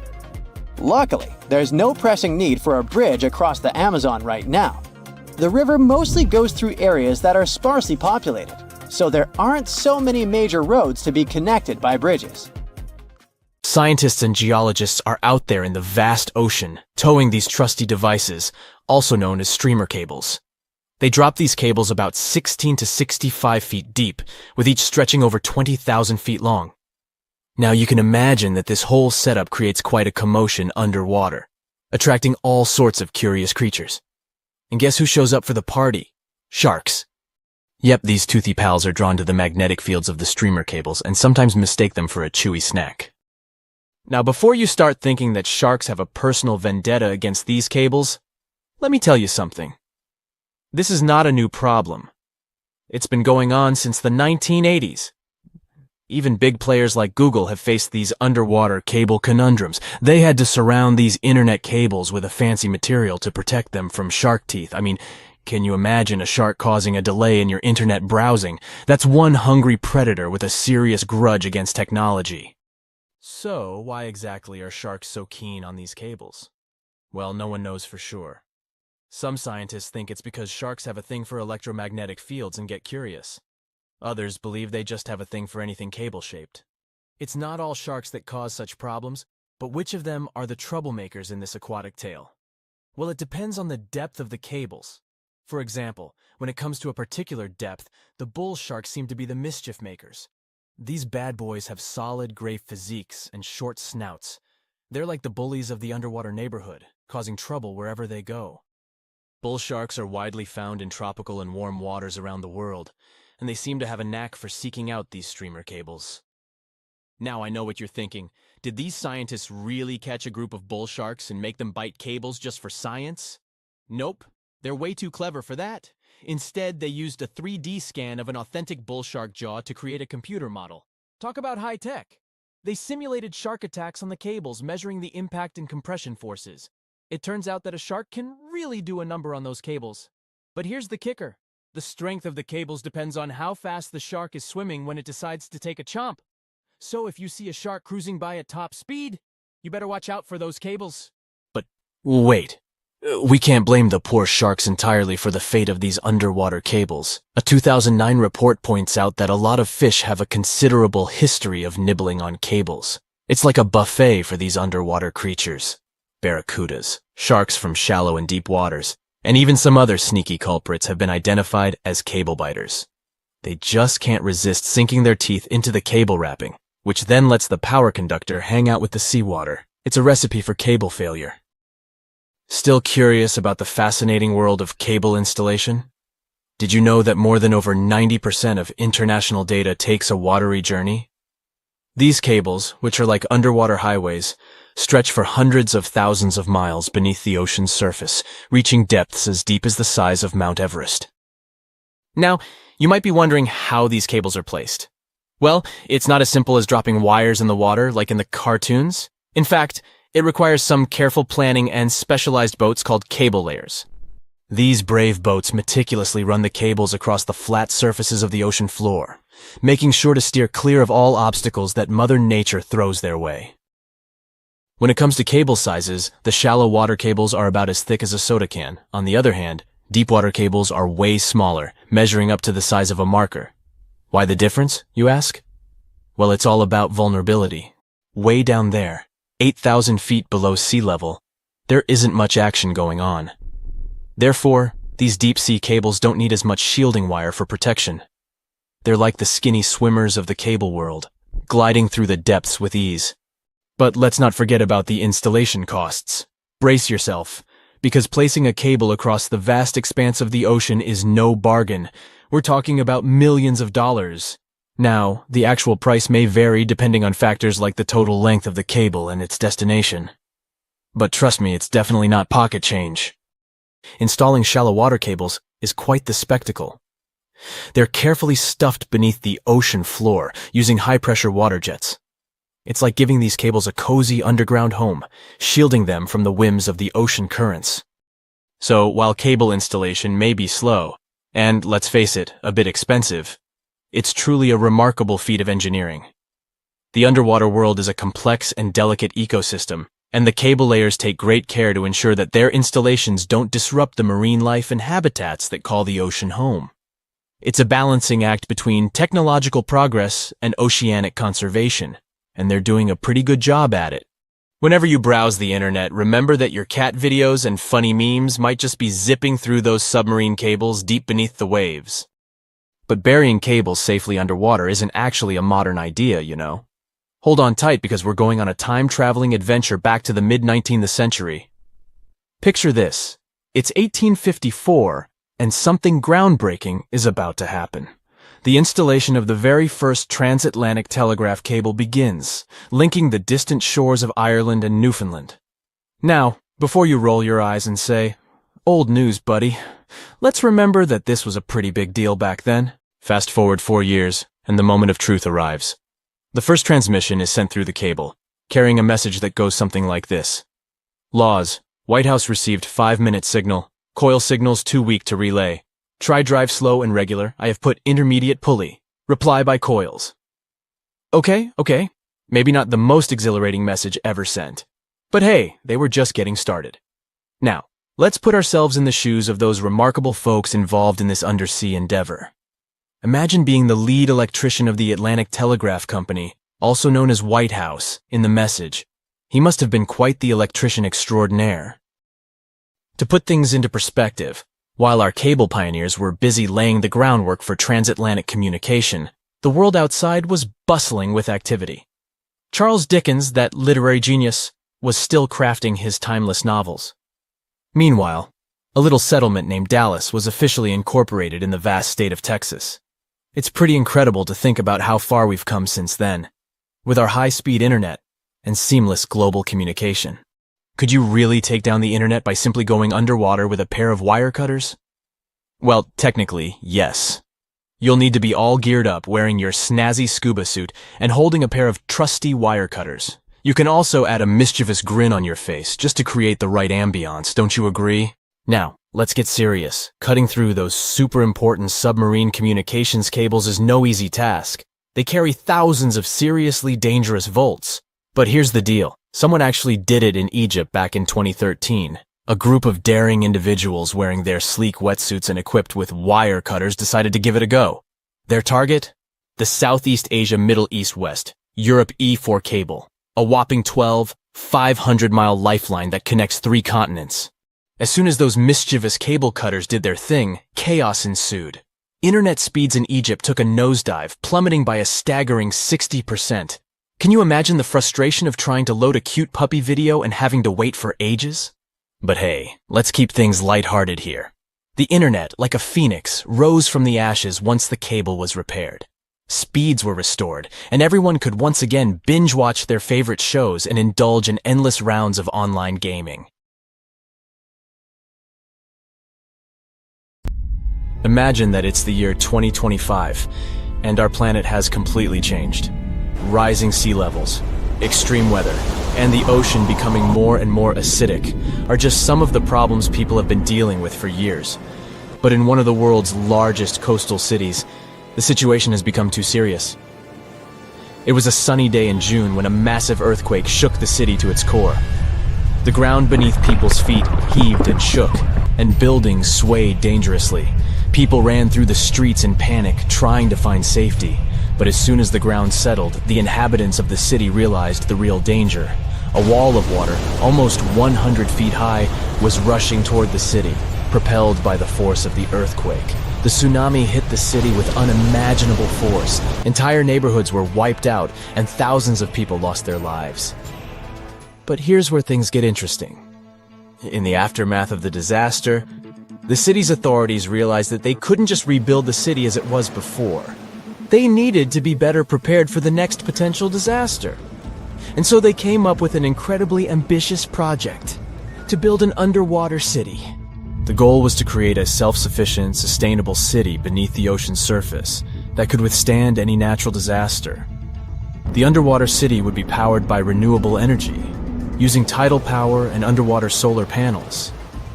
It would be designed to withstand extreme weather and would have its own emergency response systems. The project attracted some of the world's top scientists, engineers, and architects.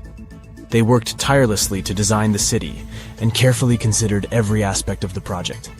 The underwater city would have everything that a typical city had, from schools and hospitals to stores and restaurants. There would be underwater farms where fish and other marine creatures could grow. The city would even have its transportation system, advanced submarines, and underwater tunnels connecting different parts of the city. The project became a shining beacon of hope for people. It showed that even in the face of disaster, we could come together to create something amazing. But as time went on, the project no longer seemed so perfect. The cost of the project turned out to be higher than planned. There were also concerns about how long such a project would exist. After all, the ocean is very unpredictable. And still, the team of scientists and engineers never gave up. After years of trial and error, they finally created the perfect underwater city, a marvel of engineering, a self-contained ecosystem that could sustain people indefinitely.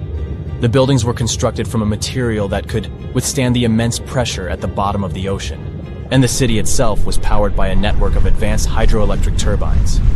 It wasn't long before the first wave of colonists arrived at the underwater city.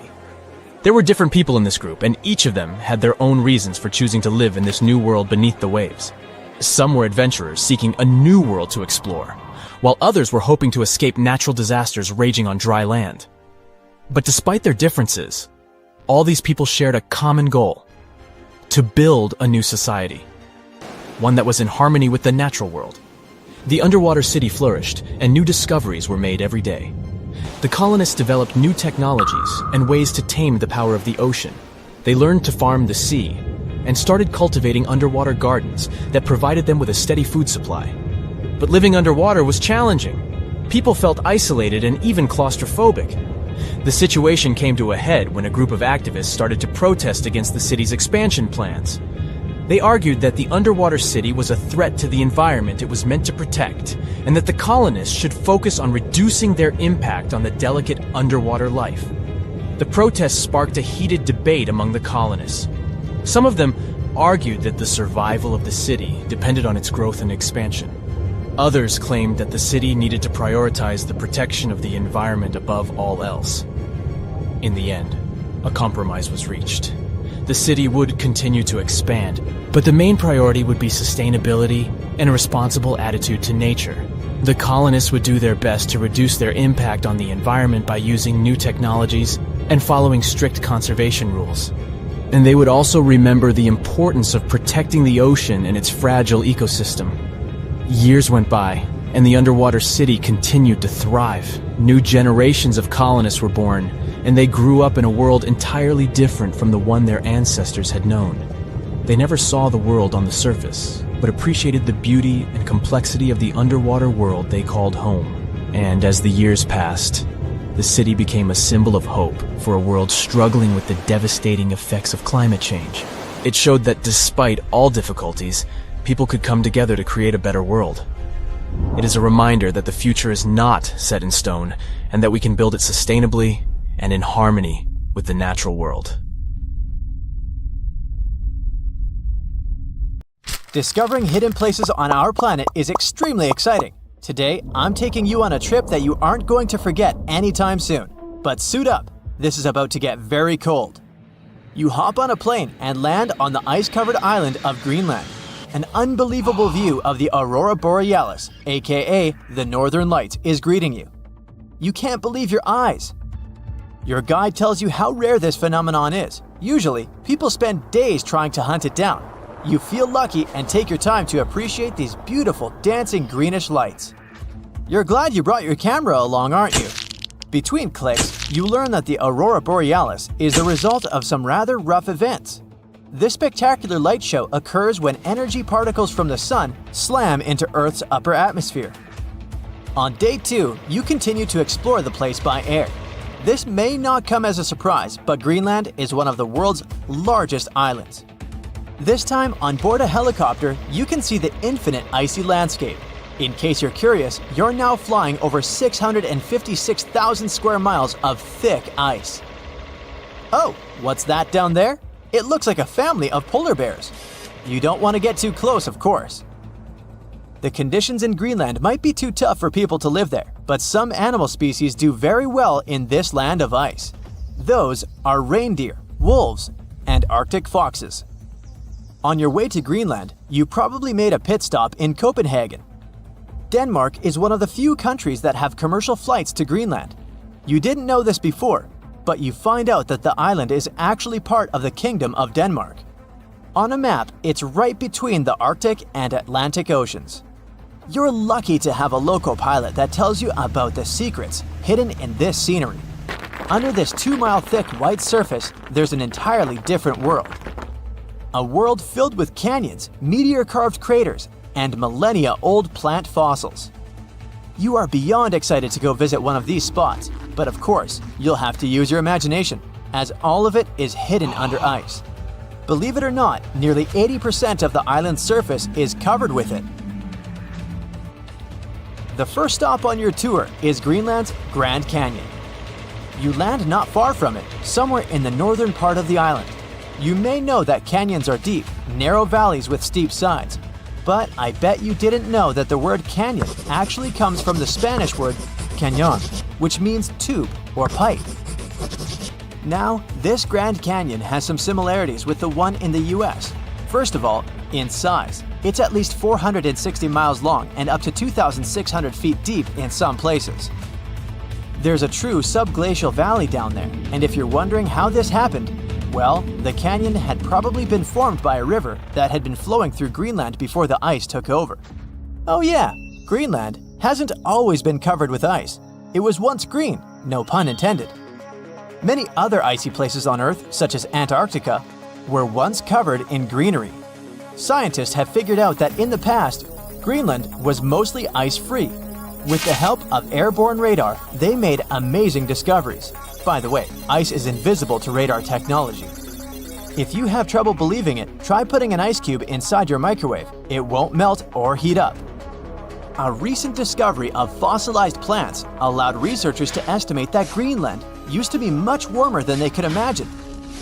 2021 research conducted by the University of Vermont found fossils of twigs and leaves, which left researchers very confused. They expected to discover sand and rocks in the deepest layer of ice, but instead, they found some clear proof of rich flora. Judging by what you've seen of the landscape, it's hard to believe that forests were once growing here. Today, you'll find some tundra vegetation on the coastal part of the island, and that's pretty much it. But according to the genetic material found in these fossilized plants, researchers believe the island used to be much greener.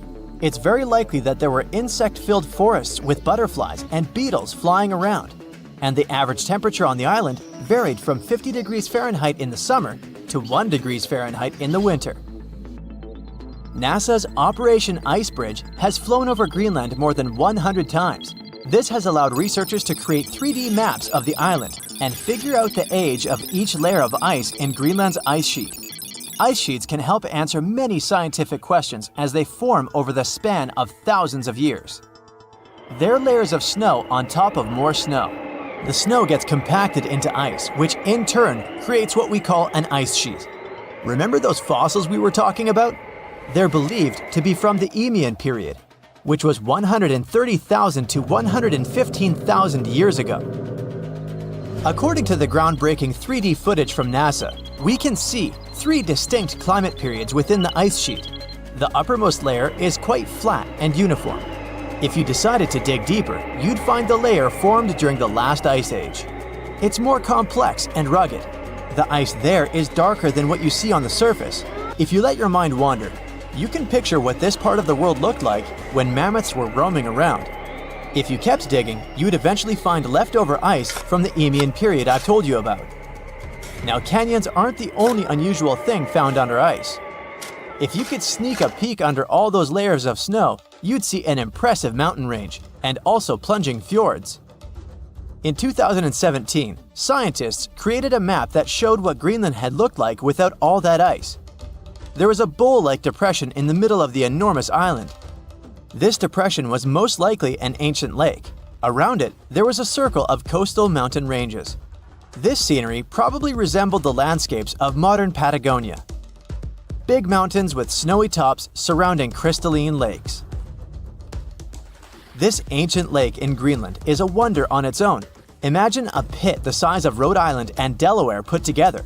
The lake is believed to have covered over 2,700 square miles, and back in the day, it was fed by at least 18 different streams. These crystalline blue waters were surely very inviting, and freezing of course.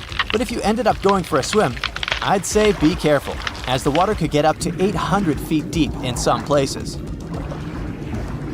On day 3 of your adventure, you discover a true under-ice water park. While you're wandering around the ice-covered island, your guide tells you to be mindful of the cracks in the surface. These cracks are responsible for the modern-day aqua lounge going on down there. Meltwater and rainwater flow down the cracks in the ice all the way down to the riverbeds. This forms a landscape of jewel-like lakes and streams filled with crystalline water. Researchers estimate that about 60 small under-ice lakes exist there. And yes, they're actual lakes. Perhaps one of the most impressive hidden features on this island is a meteor crater. Under the Hiawatha Glacier, you can find a 19-mile-wide impact crater, big enough to swallow the city of Washington. Apparently, a mile-wide iron asteroid struck Earth's atmosphere within the past 100,000 years and chose Greenland as its landing point. If anyone had been around to see it, they'd have witnessed a real show, a white glowing fireball cutting through the sky. Scientists speculate that if it had landed on an ice sheet, it certainly vaporized both water and stone. Someone standing hundreds of miles from the impact site would have heard a deafening thunderclap and experienced hurricane-force winds. But it actually makes sense. The approximate speed of meteors entering Earth's atmosphere is 45,000 miles per hour. For comparison, that is 2.5 times the speed of a spaceship. It's bound to make some noise and leave a huge crater in the ground. There is a place deep in the ocean where pressure is 1,000 times stronger than that we're used to at the surface. This force is enough to turn an unprotected human into dust instantly. Well, maybe more like mud. Anyway, that's why explorers need some serious preparation and equipment to survive in such extreme conditions down in the Mariana Trench. It is as wide as 20 national malls in Washington, D.C., and about 1/5 as long as the diameter of Earth. People who went all the way down describe it as a chilly, quiet, and very peaceful place. They saw a bright blanket of red and yellow rocky outcrops, and there was a whole variety of unique, small, translucent animals.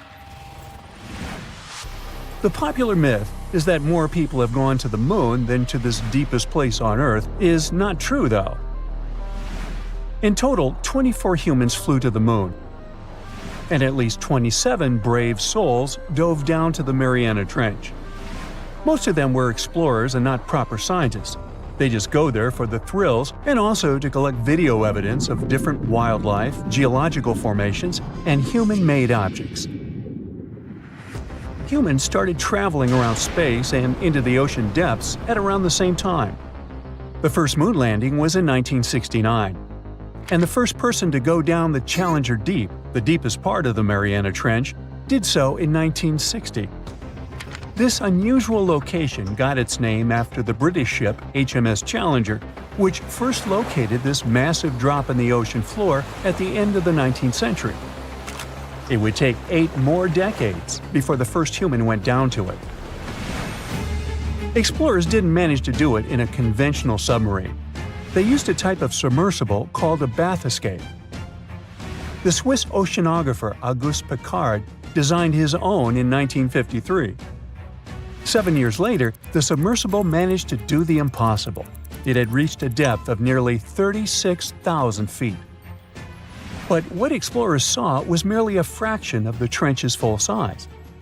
The fact that it is so huge of the Mariana Trench is just one of the reasons why it's mostly unexplored today. The absence of light is another major issue. Sunlight is incapable of reaching such profound depths, so the entire trench from top to bottom lies in absolute darkness. Because of such conditions, the ecosystem is a lot different than the shallower regions of the Pacific. This puts immense pressure on marine wildlife. Yeah, the pun is intended. Another reason why it's so challenging to survive there is the temperature. Water freezes at 32 degrees Fahrenheit. At the bottom of the Mariana Trench, the ocean is just a couple of degrees above freezing. One of the factors that hasn't let this area turn into a giant icicle is the fact that salt water has a slightly lower freezing point.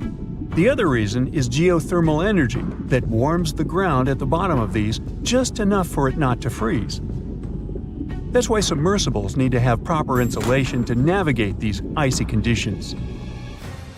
When they reach the bottom, researchers find out that this desolate and harsh climate is home to several animal species. They encountered arrow-toothed eels, snailfish, and spoonworms at various depths. There were even strange-looking translucent sea cucumbers and shrimp-like amphipods. The biggest surprise was microbial mats thriving on methane and hydrogen from the mud. Among the species, the Mariana snailfish looks like a master of the environment that can go farther and deeper into the trench to feed on prey than its competitors. Despite its seemingly fragile appearance, the snailfish has adapted to withstand extreme pressures, a superpower it wouldn't be able to survive without. The exotic life forms that live deep down aren't normal-sized, since deep-sea gigantism makes them grow significantly larger than their counterparts in other ecosystems. One example is the giant tube worm, which can be 6 feet long. Science has a hard time explaining the exact cause of this form of gigantism. Thermal vents are just one of the possible explanations. All of these factors might help explain the huge time gap in researching the Mariana Trench. The first successful dive after the 1960 expedition came only in 2012. That's when the famous Canadian film director James Cameron went down in the Deep-Sea Challenger. Because few scientists have gone that deep before or after Cameron, there is no map of the deepest point on our planet. We know very little about the oceans that cover 2/3 of the Earth's surface. Researchers have mapped out only 5% of them so far.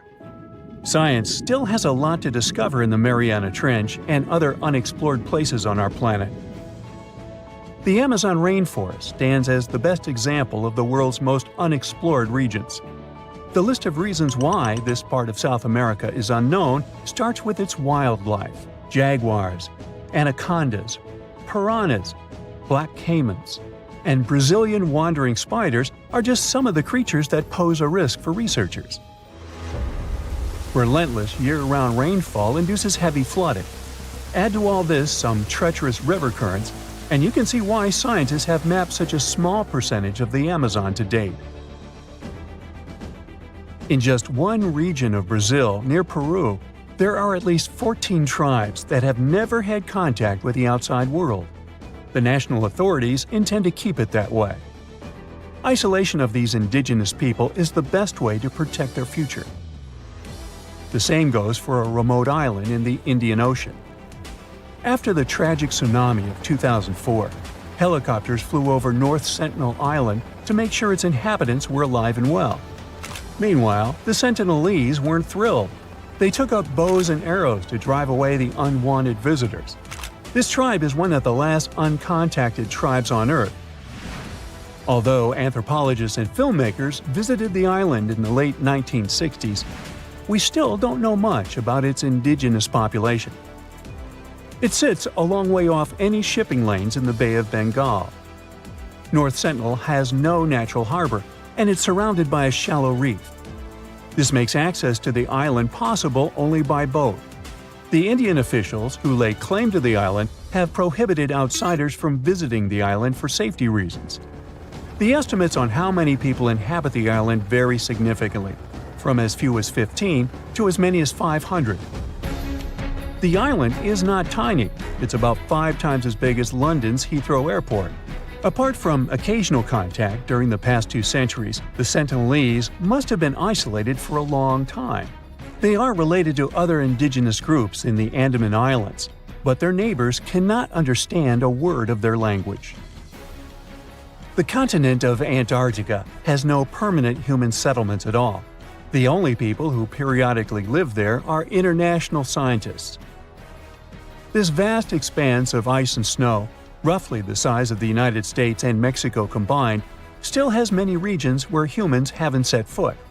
Satellite imagery and photos that NASA's aircraft made from the air have mapped out the entire continent.